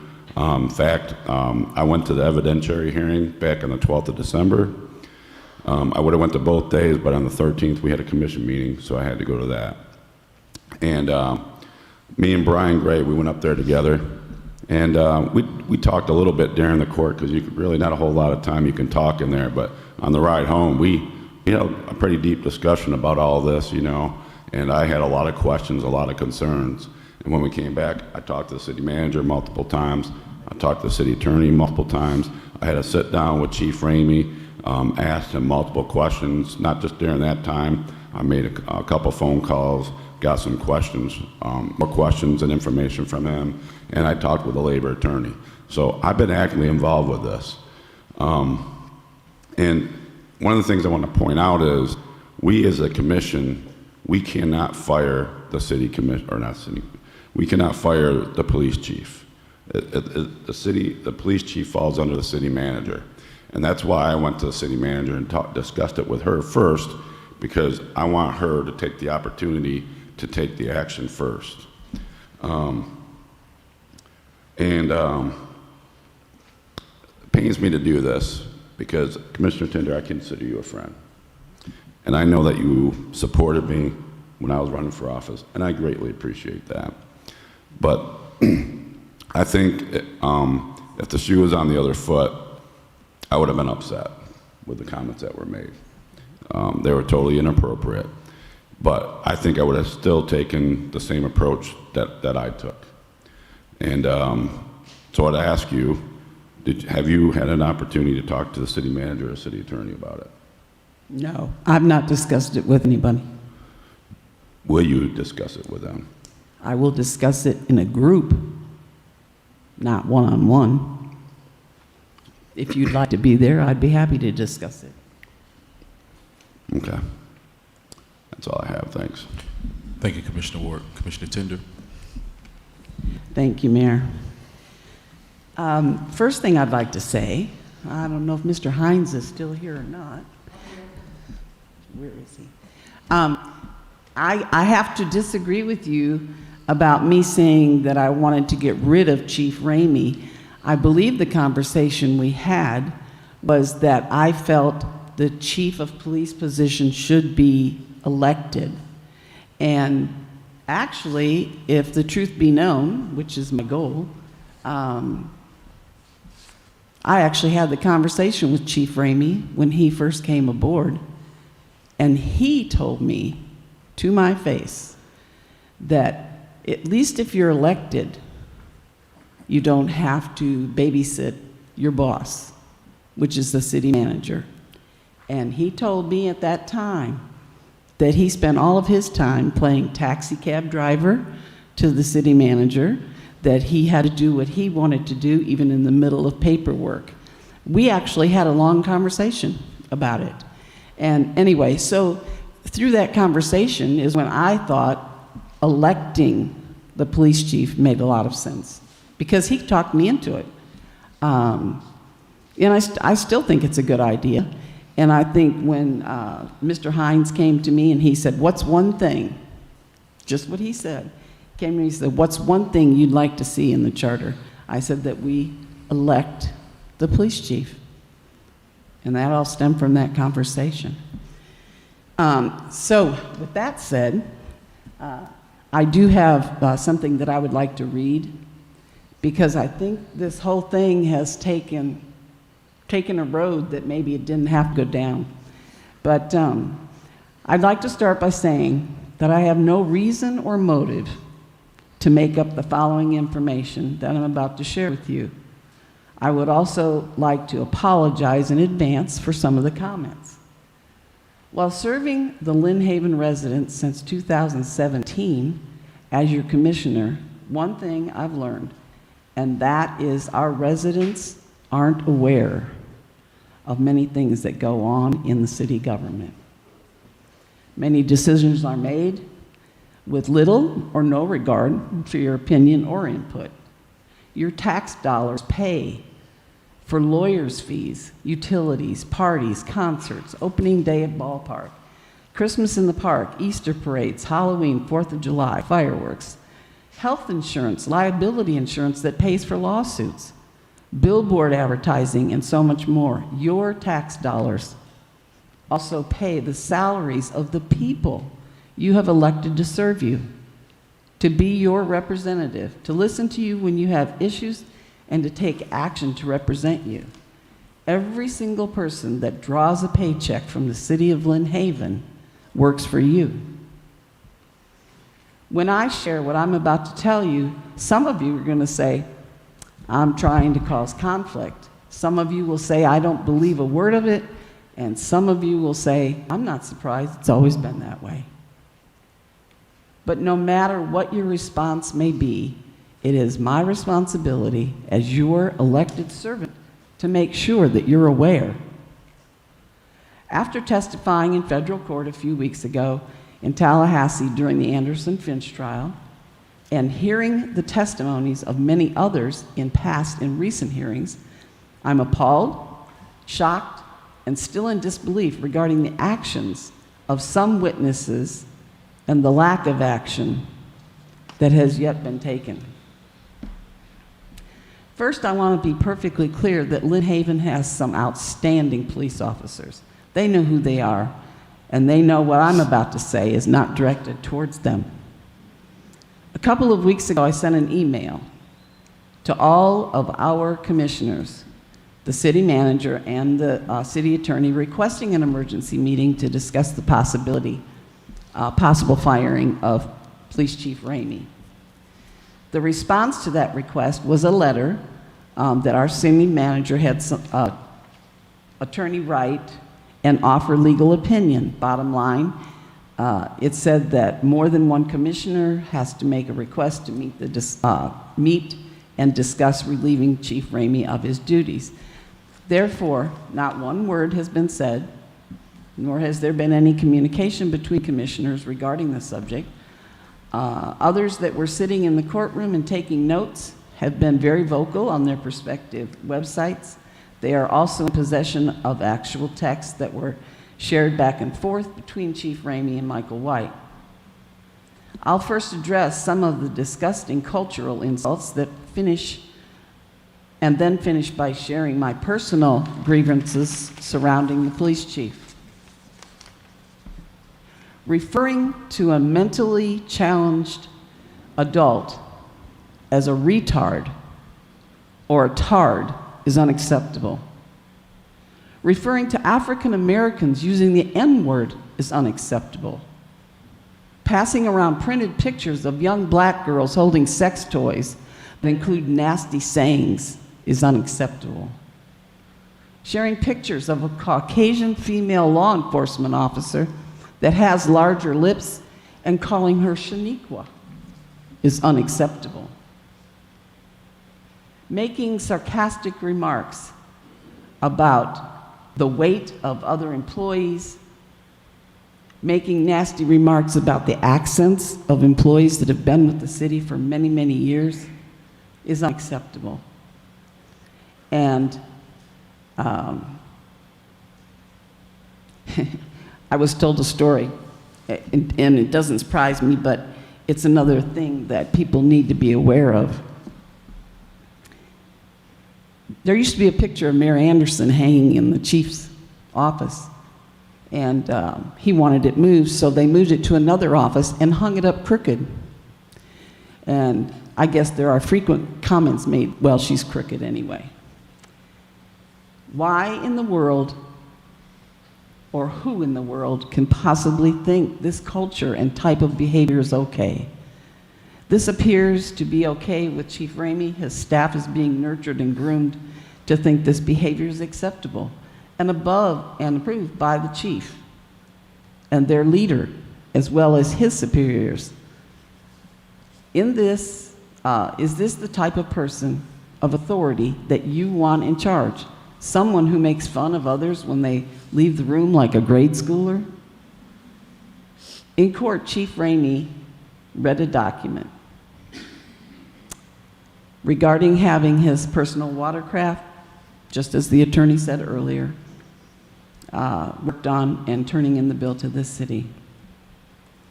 They also talked about setting up the individual as the attorney addressed. I'm not going to go into all that because he did give the explanation for that.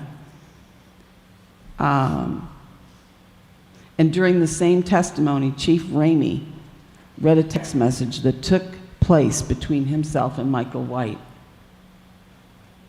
He went on to say, and I cannot even say this out loud, but I want you to understand it was foul. It was not calling me a bitch. It wasn't calling me a witch. But he made the comment, she really gets under my skin, that butch, P-U-S-S-Y, licking, C-U-N-T. That is the kind of emails. Anyway, I'm pushing 73 years old, and I am who I am. There's no changing that now. Like most people, I've never even used those words. This isn't about me. This is about Chief Ramey and his lack of respect for other human beings, his blatant disregard for ethical standards that are displayed in the City of Lynn Haven Personnel Handbook, as well as the oath that all law enforcement officers pledge to uphold when becoming an officer. Keep in mind, and all of you that know me know this for sure, keep in mind there was no love lost between Michael White and myself. He knew that I voted no in 2017 to hire him, and he knew why. I can't even comprehend how this behavior can be tolerated and acceptable to anyone, and especially to those residents whose tax dollars are used to pay his salary, his health insurance, and his pension. Respectfully, Commissioner Tender. Thank you. All right. Thank you. Now we have the city manager's report.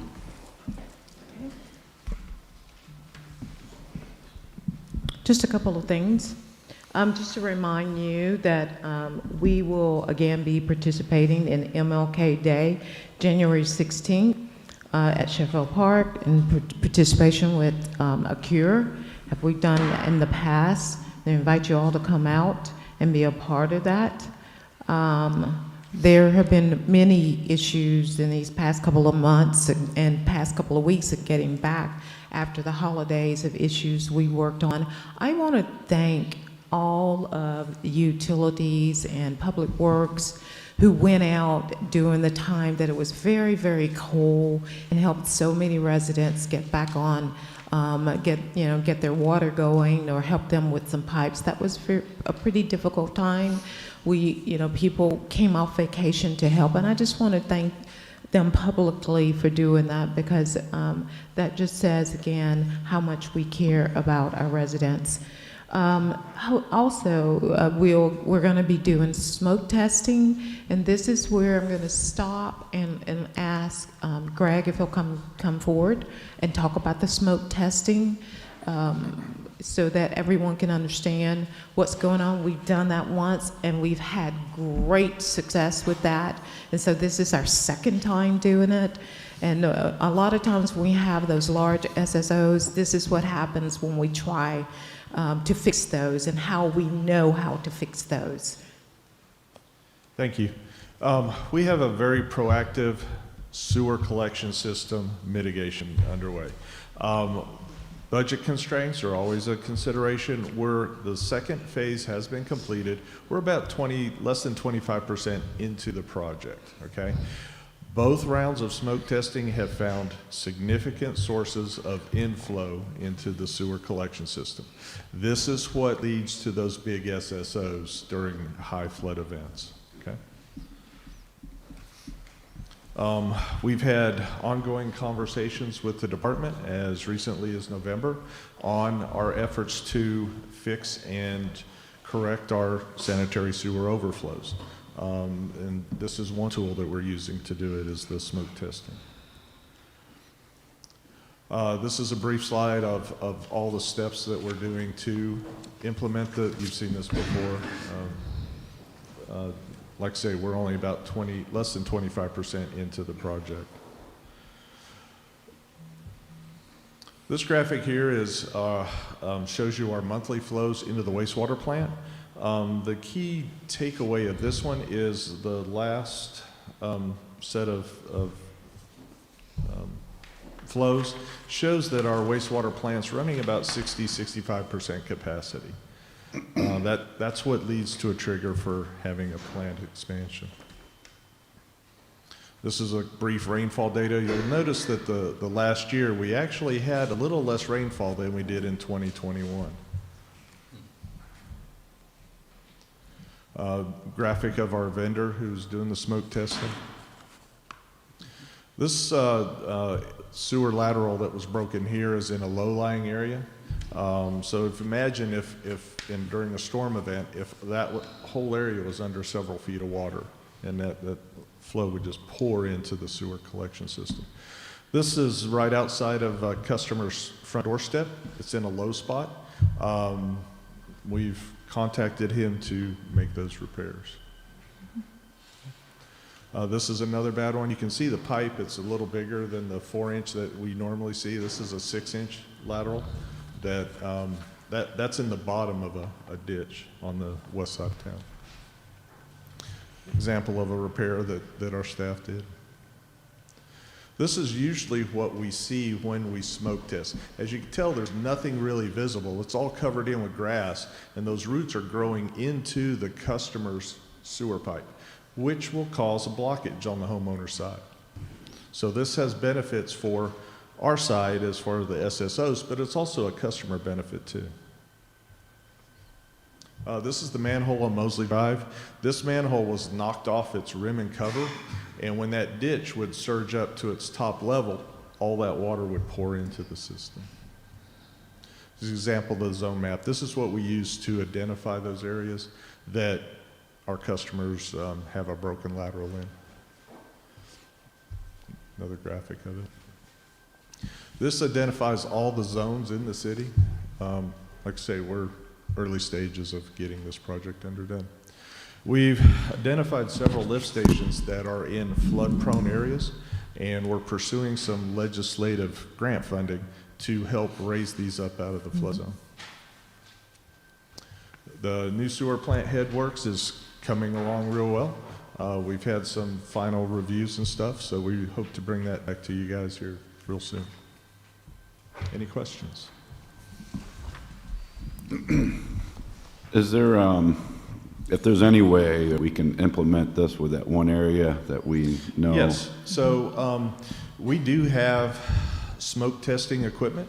We're making sure that the blower motor runs. We're going to be looking at that 17th Street area in-house once we have staff and all that. We've got one on vacation, one on sick. So, but yes, that 17th Street odor issue is on our radar, and we're hopefully get to it next 2 weeks. Okay, thank you.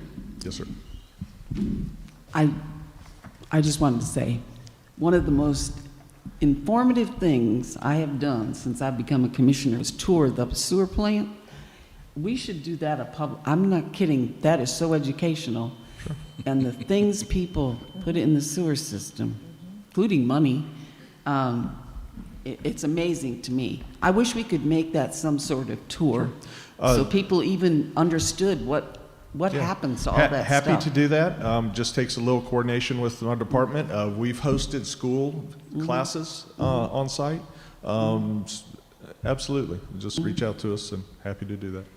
Yeah, it smells a whole lot better than the one off of 23rd Street. Yes. Oh, yeah. Thank you. Yeah. And when you mentioned tours, Commissioner Tender, that is something that I've talked with City Manager about in the past, is creating like a Lynn Haven one-on-one sort of cohort so that people can come in, sure, maybe 10, 15, and we just sort of take them through, you know, sort of the backdoor scenes of what the city does and visit those different facilities that we have and talk to the different directors. So there's something we've talked about. So probably something we can follow up on and discuss a little more about creating a Lynn Haven one-on-one cohort. And I think what ended up happening, we end up just focusing more on the youth and then develop the Mayor's Youth Council. But that would sort of be similar to that. But then we'll get a chance to work with that. It's amazing how all the chemicals and everything goes into all that, and what you see going in comes out the other end, and we're drinking it. Yes. I mean, when you look at the whole picture, you know, it's kind of like, I do admit I buy bottled water now, but it's so interesting. I think everybody should see. Yes. A lot of work and effort, money goes into it. Totally agree. Yeah. All right. Thank you. Thank you.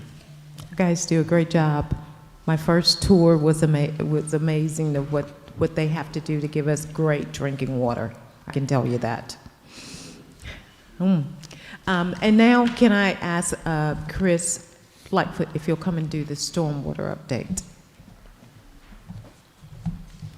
Good morning. Just a quick update this morning to follow up from last month. Our ditch digging contractor is still working. We're at 16,706 feet to date, and they will continue working on throughout the city with the back truck following behind them. To lead off of the last meeting, I mentioned that actually at that commission meeting day, we were doing the concrete canvas. We got it installed up here on 10th Street. It's pretty awesome. Our crews were able to install it within 4 hours. Even the technical guys, they actually scheduled a flight a little earlier because they thought it was going to take a lot longer, so our guys knocked it out of the park there.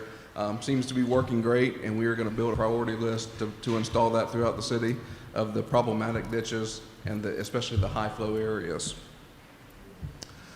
Since the commission approved the HMGP projects, we've divided the projects up and had our takeoff meetings.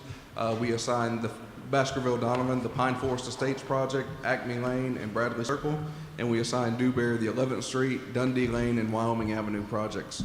We received the task orders from Dewberry yesterday to get the city manager's signature. We'll get those signed and returned, and we will be receiving Baskerville-Donovans any day to get those signed and returned and get those projects well underway for design. This one, I also printed you all out a copy of the 11 by 17 of the proposed little preliminary drawing. This is the parcel that you all accepted donation from the Regency Realty Group. We got those deeds signed and recorded now, so we now are the owner of that 25-acre parcel, 30 acres total with the 5 we already had. And this is what we've had Baskerville-Donovan look at, and this is a proposed layout and plan of what we can turn this parcel into with this 30-acre stormwater reclamation facility. It's got a walking path through it, it's got observation decks, a dog park, and it connects 2 sides of the city to each other. You can join from Mowat Highlands, and it connects you right to 17th via walking trails or golf cart path.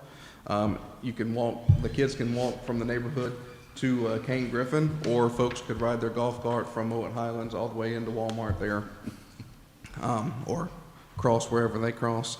But this is a project we've applied for a $750,000 legislative appropriation we'll be turning in this year for engineering work, and we also applied for an $8 million NERDA grant, which is basically oil spill money that's still going around for construction costs. So this will be a great project, several years. This will take several years to complete, but we would like to continue moving forward with that one. Numerous in-house pipe replacements, pipe crews just working throughout the city.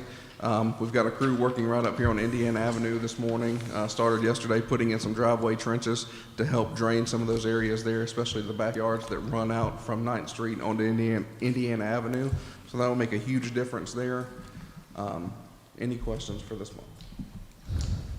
I'm just going to make a comment. That cement cabinets, I went and looked at it, and it looks pretty phenomenal. So It's pretty cool.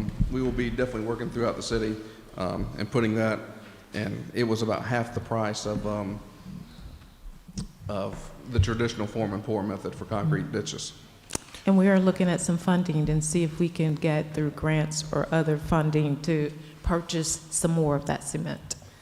Yeah, I think that's a great idea with the cement. I know they're outside of Moore Highlands where 24th and 77 intersect. I know that's county, but they've had to dig that ditch out like 3 times this year. And so to think about how often we have to maintain those ditches in order to allow stormwater to flow freely, if we can put those cement, cement those out, then that would certainly allow us to move on to other projects and utilize our funds in other areas. And so I think in the long run, it's going to be a great innovation for our city as it relates to stormwater. So thank you for that. Major advantage on the concrete, in lieu of having an excavator, a dump truck, and someone directing traffic on digging that ditch, you can now pull up there with the vac truck, and one person can operate the vac truck, clean the sediment out of the ditch bottom, and continue on. So a lot more efficient staffing-wise as well. One question I do have, I know we've had several questions from the residents of Moore Highlands regarding McCain Creek, and so as we're looking at this map, we do see McCain Creek here flowing into that. So are we assured that this is going to help mitigate the McCain Creek issue that's been bubbling up over the past year or so? So this proposed stormwater facility here, it affects about 300 acres in the city of drainage. It takes the place of the Moat Highlands Pond, the original 5-acre pond that was constructed when it was developed. So it will help in that aspect, as well as everything flowing that way. So I'm not going to say it was going to solve 100% of the McCain Creek issues, but it will make a huge indention on the issues. Okay. All right. Thank you. Let me just finish up very quickly my report. So I want to let you know that the senior center was closed just for a few days, and that was because the senior ran into the wall. We made sure that everything was structurally sound, got it back up and going. All things are well. It looks good. Matter of fact, the building official said it's even better than before. So thank you for all those guys for helping to do that.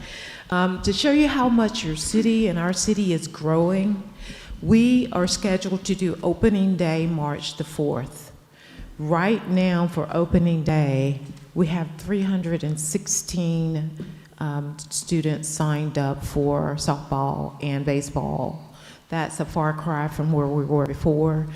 To give you another idea is that for flag football last year, I think we had about 160, 170. We are right now at 350 kids signed up for flag football, which is amazing again. Our city is coming back, it's getting stronger, we're rebuilding every part of it. One of the greatest things that I look forward to is seeing our residents, our kids out at our parks, our ballparks, having many more activities besides just the activities that we started out with. So we are looking at adding some additional sports once the sports complex is open up, once the ball fields are open up, we will be able to offer our residents a lot more. So I thought that would be just a nice fact for you to know. And then lastly, many residents have been asking for years about the Rails to Trails. Well, we are going to start on that January the 16th. The contractors should be coming out and have equipment on site. It's been a long time coming, and I know that many people have been waiting for it.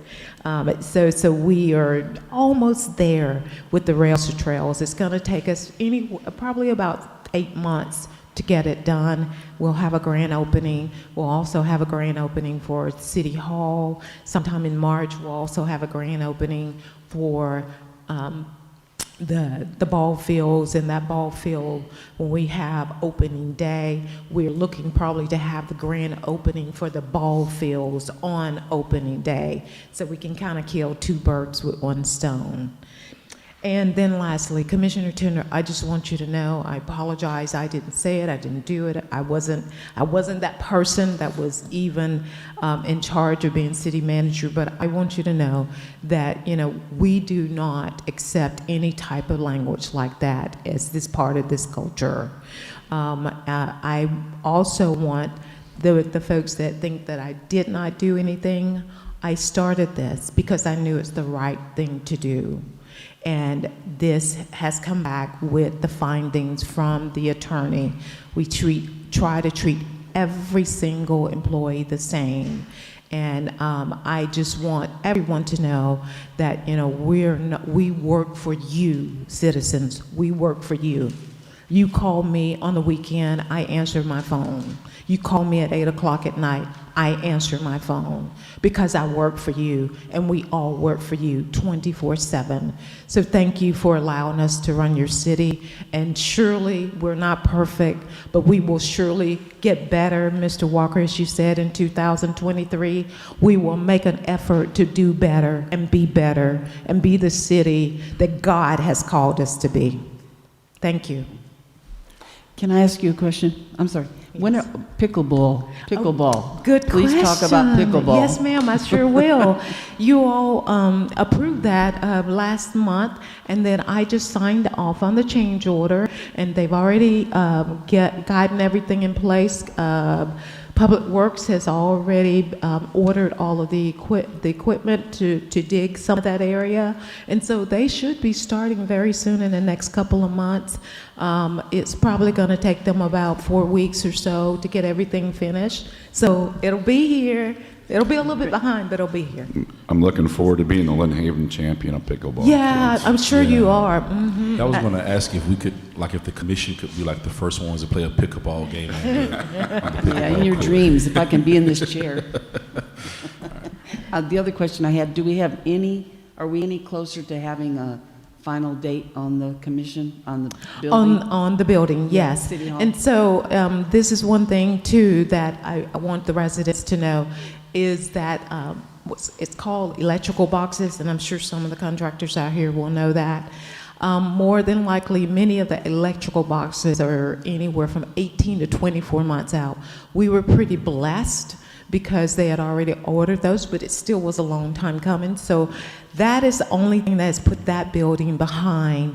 So we probably will be looking at the first part of March of moving into that building. Substantial completion will be first, and we can move in with substantial completion, and that's one of the reasons I was saying I would love to probably try to have the grand opening in the latter part of March, somewhere along in there. And you'll see some information coming forward about the brick paver program. All residents will get something to that nature. The only one that got caught up in the electrical side of it was the gym, and that has pushed us back to April. But the ball fields will be finished in time to start, along with the pickleball, to start all of our activities outside, which we know that our youth and adults need some time outside. Thanks, great question. All right, any other questions for the city manager? I had one question on the warrant list. Oh, okay. You can ask me. Is Kiki coming up? Or? She is sailing the seas somewhere. Okay, sailing the seas. I saw, and Kiki did answer about 4 questions for me on the warrant list this last time. And the one I just noticed, 51,594 for the attorneys. That was that lot, that piece of property by The Public piece of Works. property that we bought. Oh, we did okay. it through our title company, so that's what that was. Thank you. I questioned that one too. I said, wait, yeah, I thank didn't you. see I'm this thinking money. you guys went up on your charges or Right. something. We all questioned that. Yeah, I did. I was like, wait. All right, any other additional questions? No, that's it. Thank you. All right, thank you. Thank you, city manager. City attorney? Just one update. I did run down yesterday with Bay County. There's a new law that allows us to start doing our legal advertising on a publicly available website. It's got to be run by the county. I did confirm yesterday that that website is now online, and that really became effective January 1st of this year. And so I talked to the city manager, so she'd like us to bring a resolution back at our next meeting so we can basically opt into that program. It'll save us money on legal advertising as opposed to going to the newspaper. We put it on the website. So I'll be bringing that back so we can get that started to save some money going forward. All right, any questions for City Attorney? All right, thank you. Moving on to our consent agenda. Minutes for 12/13/22, regular meeting minutes. Approval to submit the grant application for the Safe Routes to School program to include additional sidewalks in and around Lynn Haven Elementary School. Any objections? Motion to approve. Second. All right, motion by Commissioner Ward, second by Commissioner Tender. City Manager, if you call the vote. Commissioner Ward, Yes. Commissioner Tender, Yes. Commissioner Perno, Yes. Commissioner Aldridge, Yes. Mayor Nelson. Yes, motion passed. Agenda item number 10, discussion and possible approval of a development order amendment request for Chase Mass Incorporated, 1503 Tennessee Avenue. We know Planning Director was able to explain in detail to us about this matter on Friday. Are there any additional questions for her? All right, no additional questions. Yes, go ahead. I think I know the answer to this, but I want to say this out loud. With the breakdown of the mill asphalt, if somebody is to be hurt, if something is to go wrong, that is up to the owner, right, as far as coverage, insurance. We don't have anything to do with that. I mean, if people fall in their parking lot, that is their issue. That's right. Okay, thank you. Okay. Any additional questions for the Planning Director on this? Move to approve.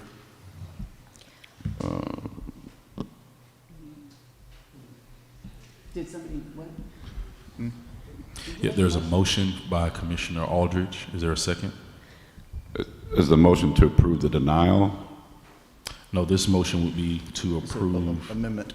the amendment of the request. So this motion will be to approve it as is presented to us. I'll second that. All right. What? Motion approved and second. Is there any further discussion for Ms. Amanda? This is the one with the milled asphalt, right? Correct. Yeah, because I went out and took a look at it and I just don't think it looks really well, one, and it's right off of 390, which even if it wasn't off of 390, I just don't think it's a good idea. And that's not per our code, right? Per our code was supposed to be asphalt, right? Yes, sir, hard, dust-free surface, Right. and the original plan said paved asphalt. Okay. And the engineer for that is here if we have additional questions for him as well. You'll come up, please.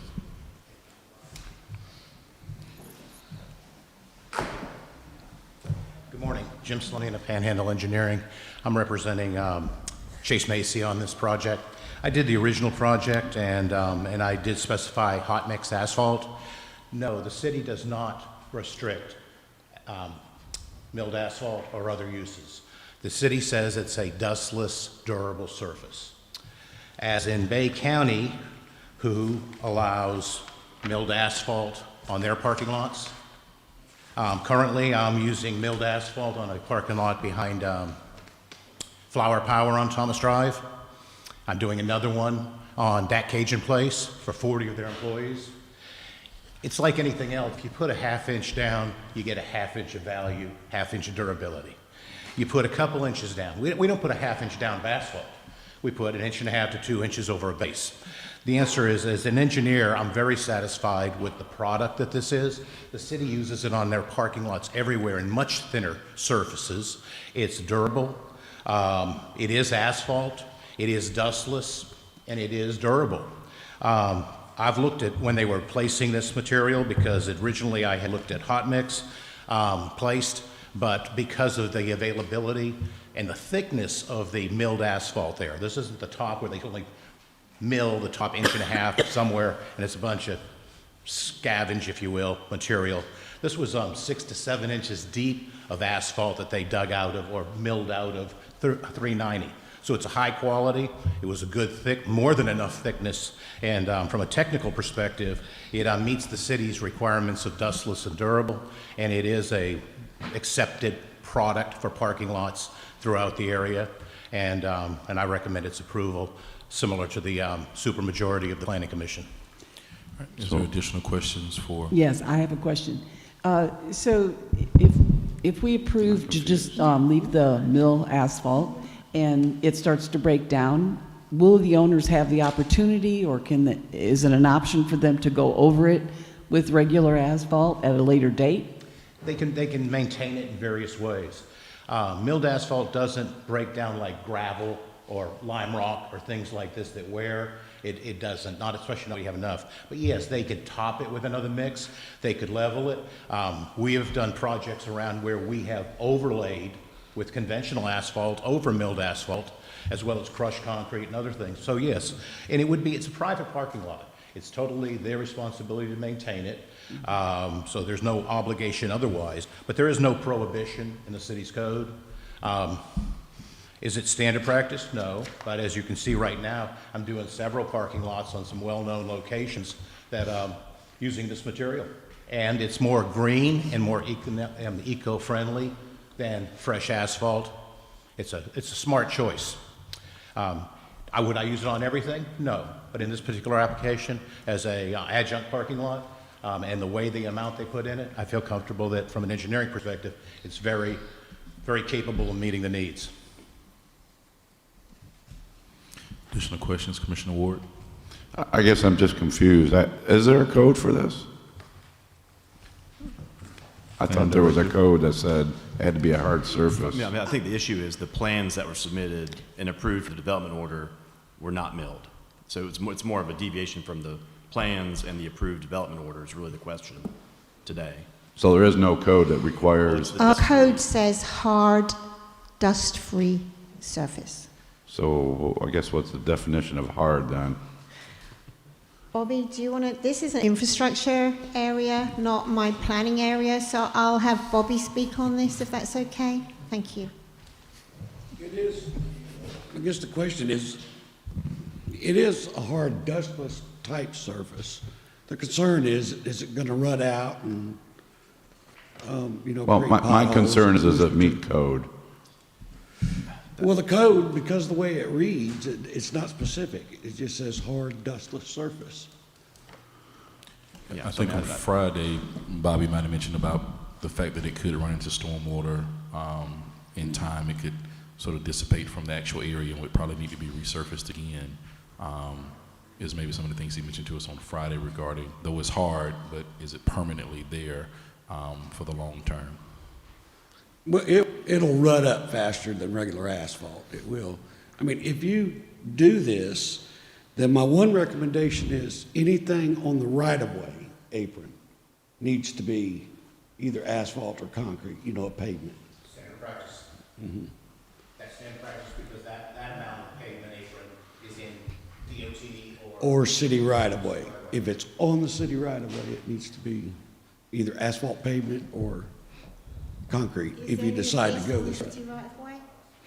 Yes, he has the entrance on, was that 15th? I don't know. Yeah. Yes, it does, but I have Yeah. Virginia. I would say yes, it needs either concrete or asphalt on that apron.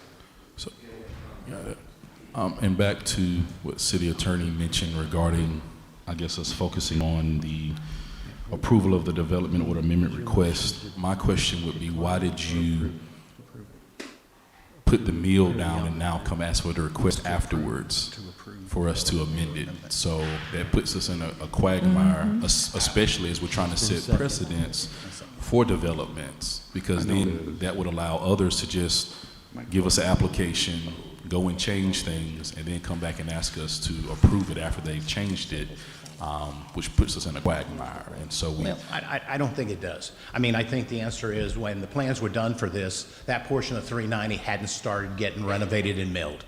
So the opportunity and the availability of the product was not available. I was quite surprised when I saw how deep the asphalt was being taken up off Old 390. I mean, there's 30 or 40 years of our lives they kept overlaying it. I think the answer is how you place it.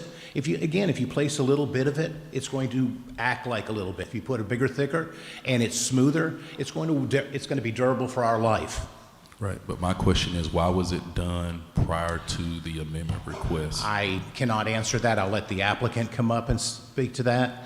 I'm sure it was the availability of the product. I'm really speaking to the fact that it's compliant with the city's code, and from an engineering perspective, it far exceeds the milled asphalt that the city places on their parking lots.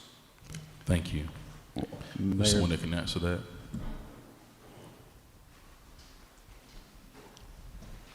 I'm Jeff Tillman, Montana Avenue. When we did this center originally, like Jim was saying, we came in and we did the 1998 development, and then we went in and looked at the crushed asphalt as a better option, mainly for the green, and we just felt like it softened up the look to give us a better look. Everything seems to be going green. You see a lot of the city, we do some city bid work, and a lot of the city bid work is, there's language in there, the ISO 14001, the green, and the many things. So that was one of our looks at doing that. And again, the availability of the milled asphalt, and the milled asphalt is the finest of the asphalt. It's not the you can have the larger chunks, and this is the real fine stuff. And again, we put it in there very thick. So it was the aesthetics and the availability of material is primarily just to give us I think again it's used on multiple. We looked at even up and down, and I know it doesn't for Panama City, Lynn Haven, but it's as much as 30A, and which is supposed to be a whoop-de-doo community. I mean, they use it out there. So I mean, it's used in a lot of places. It's not. So we looked at it as trying to give a soft, nice approach with a green touch. So. All right, additional questions? When did you make the decision that you're going to use milled asphalt? We made the decision, basically, I started out with wanting to do milled asphalt. And when we had our meetings with Jim, and it probably just did not get conveyed completely, so when we saw on the plans it said asphalt paving, and we just did not see it as being because it was used, like I said, the city uses it here. The city uses it in multiple places, right. Multiple business in the county and around, or even more larger than the county, are using it. So, my mistake that right. we should have went back and questioned the engineer, but it was a very small one word made a big difference, obviously. Here's the struggle I have is, I'm not saying you guys, okay, but we've had situations where someone say, hey, we need a certificate of occupancy, can you wait until we do this at a later date? Like we had one with landscaping, and they're like, wow, they've done it in the past, and we're trying to get out of that of, hey, these are the guidelines you got to follow. I understand it's a little bit different because this is a development order originally said this, and now it's changed, but I think you guys really need to be in close communication with the city when you make changes like that. It just makes it a little bit more difficult, So that's my recommendation I would make.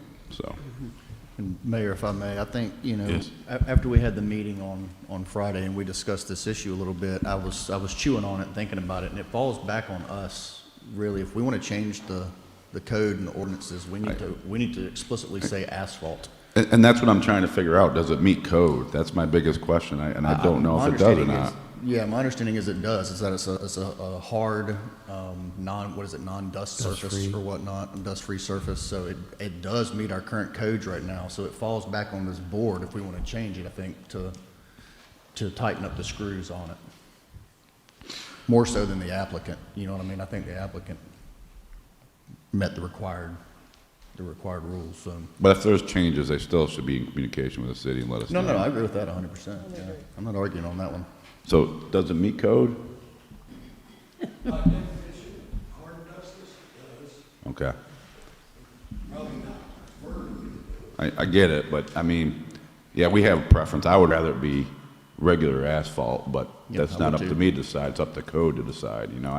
I don't make decisions based on my personal preference or bias, you know.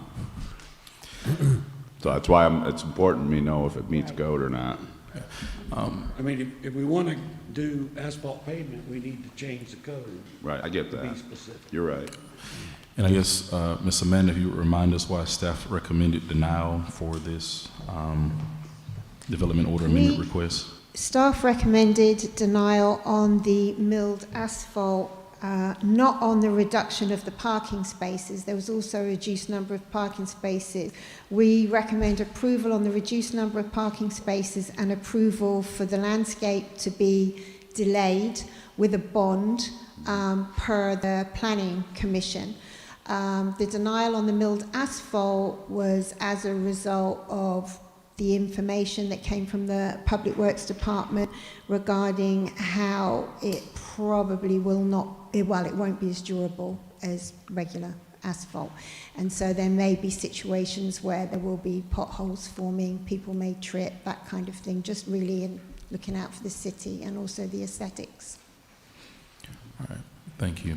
So does, excuse me, yes, sir. Mayor, if I may, does this, what we voted on, what we've had a motion and a second on, does this include the, as part of the addendum, does this include the irrigation, the landscaping at a later time?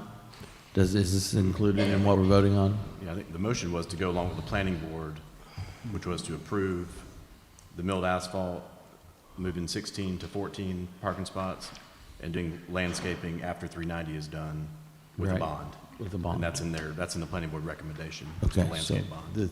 the motion and the motion and the second is to approve that? Yes. Okay. All right, any commentary from the public?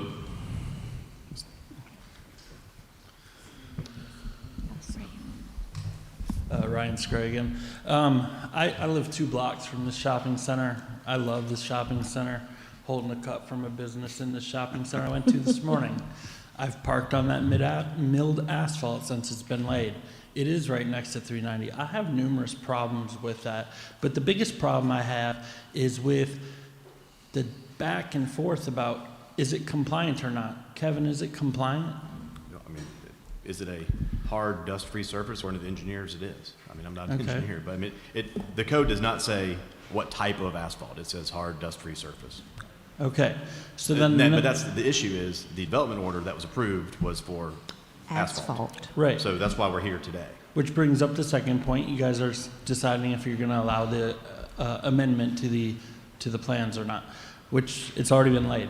My next thing is, this is all for a certificate of occupancy, correct? So if this is not approved, they can't occupy the 3 remaining units that are unoccupied? Mm-hmm.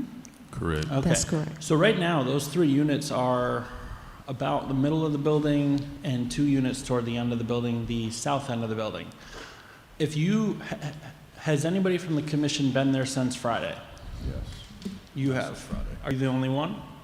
I don't know. Have you? Have you? Have you? No, Have you? I haven't been there, but I've been by there. What's your Since point, Friday? sir? Okay. Yeah. So if you've been there during business hours, all the traffic is pushed down to the south end where most of these 2 out of 3 of these units are gonna be. All the parking is down there. That means when those units open, more parking is gonna be down at that south end, forcing more customers to go park on this milled asphalt. You've talked about all the safety issues. My only focus is safety. You know, another citizen back there said it should be 50-50 safety and aesthetics. Okay, but my primary focus is safety. In 5 years or less, if it takes less time, that this degrades, will they lose their certificate of occupancy if they don't fix it? Kevin? Amanda? Once they have their certificate of occupancy, that allows them to go in and occupy it. Once they've got that, they've moved in, they've got it. Okay. So we have nothing that if it gets rooted and potholed, we have nothing that's going to require them as a city, nothing to require them to fix it? Anybody?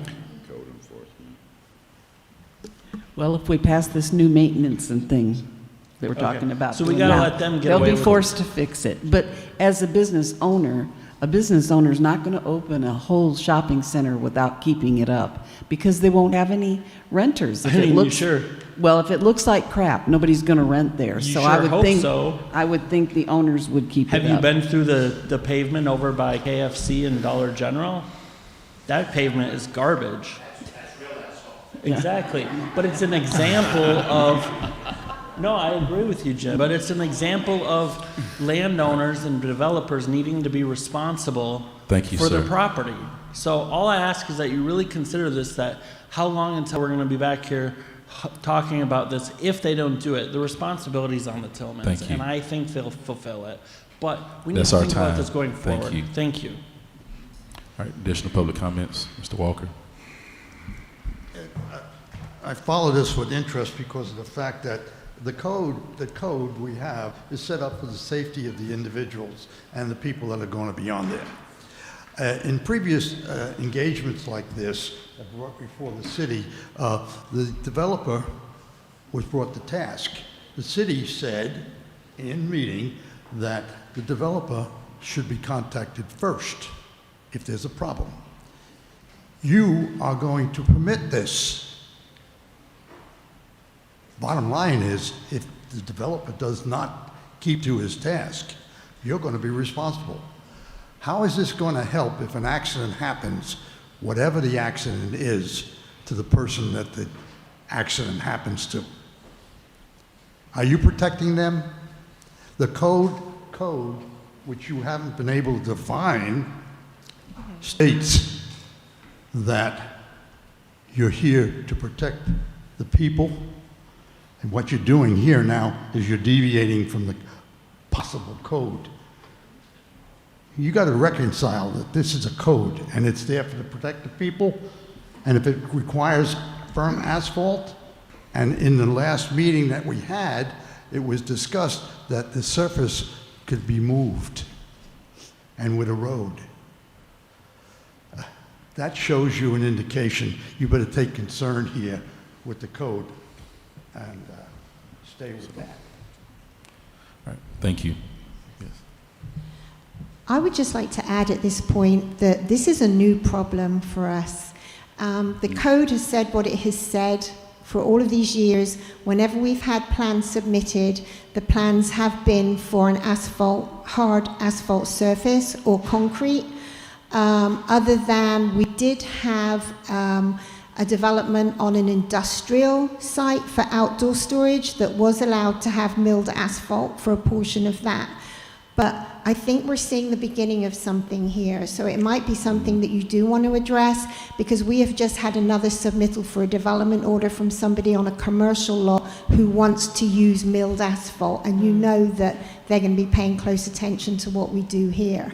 So it probably is, if you want to have a think about it, it probably is something that if you do want to have regular hard asphalt, we should change now in the code. We've never had to in the past because everybody has just submitted that and followed that. But now we're in a situation, I don't know if it's cost, I don't know what the issue is, but people don't want to do that. And you know, to make myself clear, I'm not crazy about milled asphalt myself. I've had issues with it in the past, but it was more of the big pebbly milled asphalt, not the thinner kind. So I'm all for us bringing back an ordinance that tightens the screws on this. It's not, again, it's not that I'm go to bed at night and dream about milled asphalt. I just I think our codes are lacking the teeth. Can I ask a quick question?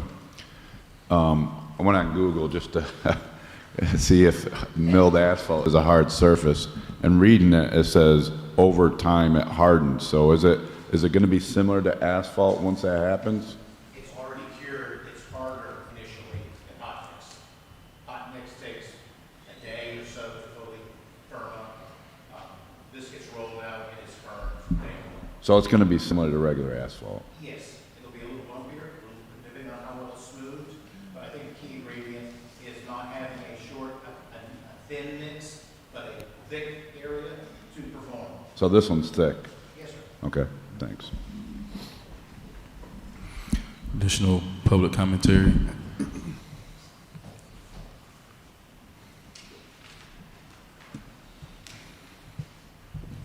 My mother used to walk, Miss Shelby Shears, 11 Louisiana Avenue. My mother used a walker and fell twice on city property, once at the bridge, and I don't remember if it was milled asphalt or gravel there. She broke her back that time.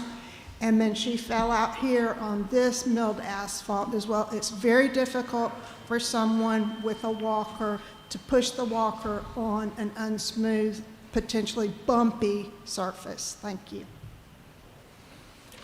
Additional public commentary. City manager, we call the vote. I forgot who even. Motion by Commissioner Aldridge, second by Commissioner Tender. Yes. Commissioner Aldridge? Yes. Commissioner Tender? Yes. Commissioner, excuse me. I forgot his name. Commissioner Ward? Yes. Commissioner Perno? I vote yes, but we need to look at the code. Yes. Mayor Nelson? No, motion passed. We're going to take a 5-minute break and we'll be back. Oh.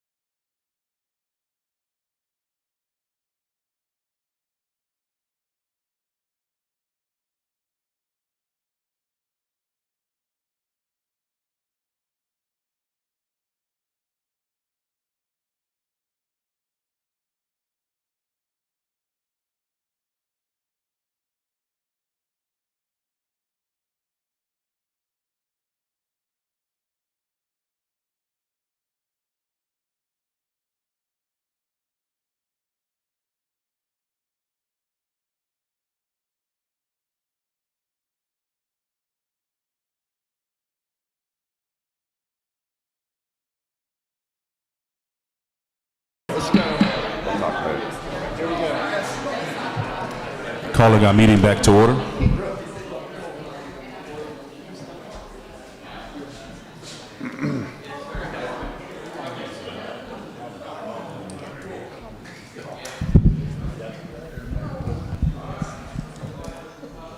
Okay, first reading.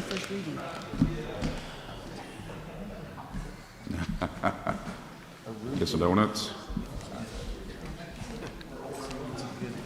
Yeah. Order lunch. No kidding. Agenda item number 11, first reading of ordinance number 1137, adopting the International Property Maintenance Code regulating and governing the conditions and maintenance of all property, building, and structures. City Manager, if you would read it by title only, please. And it's a long one. An ordinance of the City of Lynn Haven, Florida, adopting the 2021 edition of the International Property Maintenance Code, regulating and governing the conditions and maintenance of all properties, buildings, and structures, providing the standards for supplied utilities and facilities, and standards and other physical things and conditions essential to ensure that structures are safe, sanitary, and fit for occupation and use, providing for the condemnation of buildings and structures unfit for human occupancy and use, and the demolition of such existing structures in the City of Lynn Haven, providing the issuance of permits and collection of fees thereof, repealing all ordinances and parts and severability, providing for codification, and providing an effective date. Thank you. Are there any questions for the city attorney about this? No. Any comments from the city You would attorney? need to maintain parking spaces in areas in a state of maintenance and proper repair under this. So it does apply to the exterior buildings. This would kind of take up some of their, alleviate some of these issues that we're worried about with the potholes and the safety of the city. Again, we've talked about this ad nauseum, I feel like, but this is just another tool in the code enforcement department's toolbox to go out there when you have complaint-driven issues about maintenance of properties. So, Thank you. Any additional questions for the city attorney? All right, again, this is first reading, so we'll be voting on it at our second meeting. We'll get And it so, advertised, yeah. if you have any additional questions prior to then, please follow up with the city attorney about that for clarification on that. Agenda item number 12, first reading of ordinance number 1144, creating section 1436 of Article 2, Chapter 14 of the Code of Ordinances, implementing penalties for any work performed before a permit has been issued. City Manager, if you would read that by title only, please. Yes, and before I read that, Kevin did go back and make just one tweak. I think you all asked him to make that on Friday, if I'm not mistaken. right, in the development order section, so the second part of this, we did add where the city could impose a additional penalty of up to $2,500. So you would have the double fee plus up to $2,500 penalty for doing work without a development order. That's not in the building permit side, it's on the development order side. Okay, so that, what you're talking about is the developer situation out there, okay. Yes. You want me to read it now? Yes. Okay. Thank you. An ordinance of the City of Lynn Haven, Florida, creating Section 14-36 of Article 2, Chapter 14 of the Code of Ordinances, providing penalties for commencing work before permit issuance, amending Section 10.00.02 of the Lynn Haven Unified Development Code, providing penalties for commencing work before permit issuance, repealing provisions of ordinance in conflict herewith, providing codification, and reciting an effective date. Thank you. Any other questions for clarification? Anything else, Commissioner Tender, Commissioner Ward, anyone else? Clarification. And this will go to Planning Board February 10th and be advertised for adoption February 14th. All right, thank you. Number 13, first reading of ordinance 1145, amending and updating the charter. Okay. Ordinance 1145, an ordinance of the City of Lynn Haven, Florida, proposing for 4 chapter amendments, questions to wit. The first amendment mandates a review of the charter every 5 years, requires background checks for the city manager and all department heads, provides that all Canvassing board shall report to the commission consistent with the current practice and makes formatting and grammatical revisions to the charter.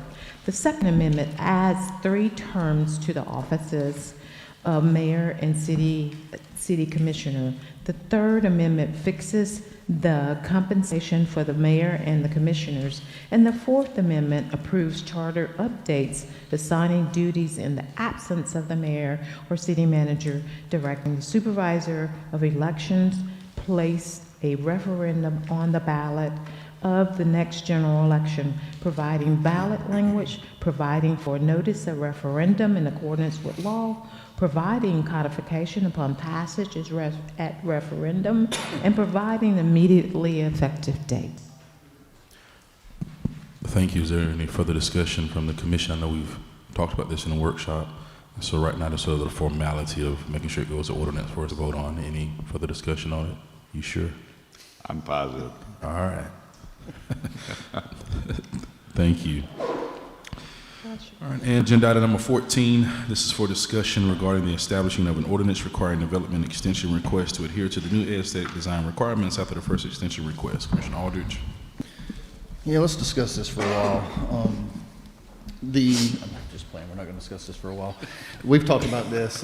Thank you. You know, you're welcome. We talked about this a couple of times, and basically all I'm wanting to do is bring this forward to where once you have your first development order, you have a year, and then you get a 1-year extension to the development order. So that gives the developer 2 years to try to develop their property.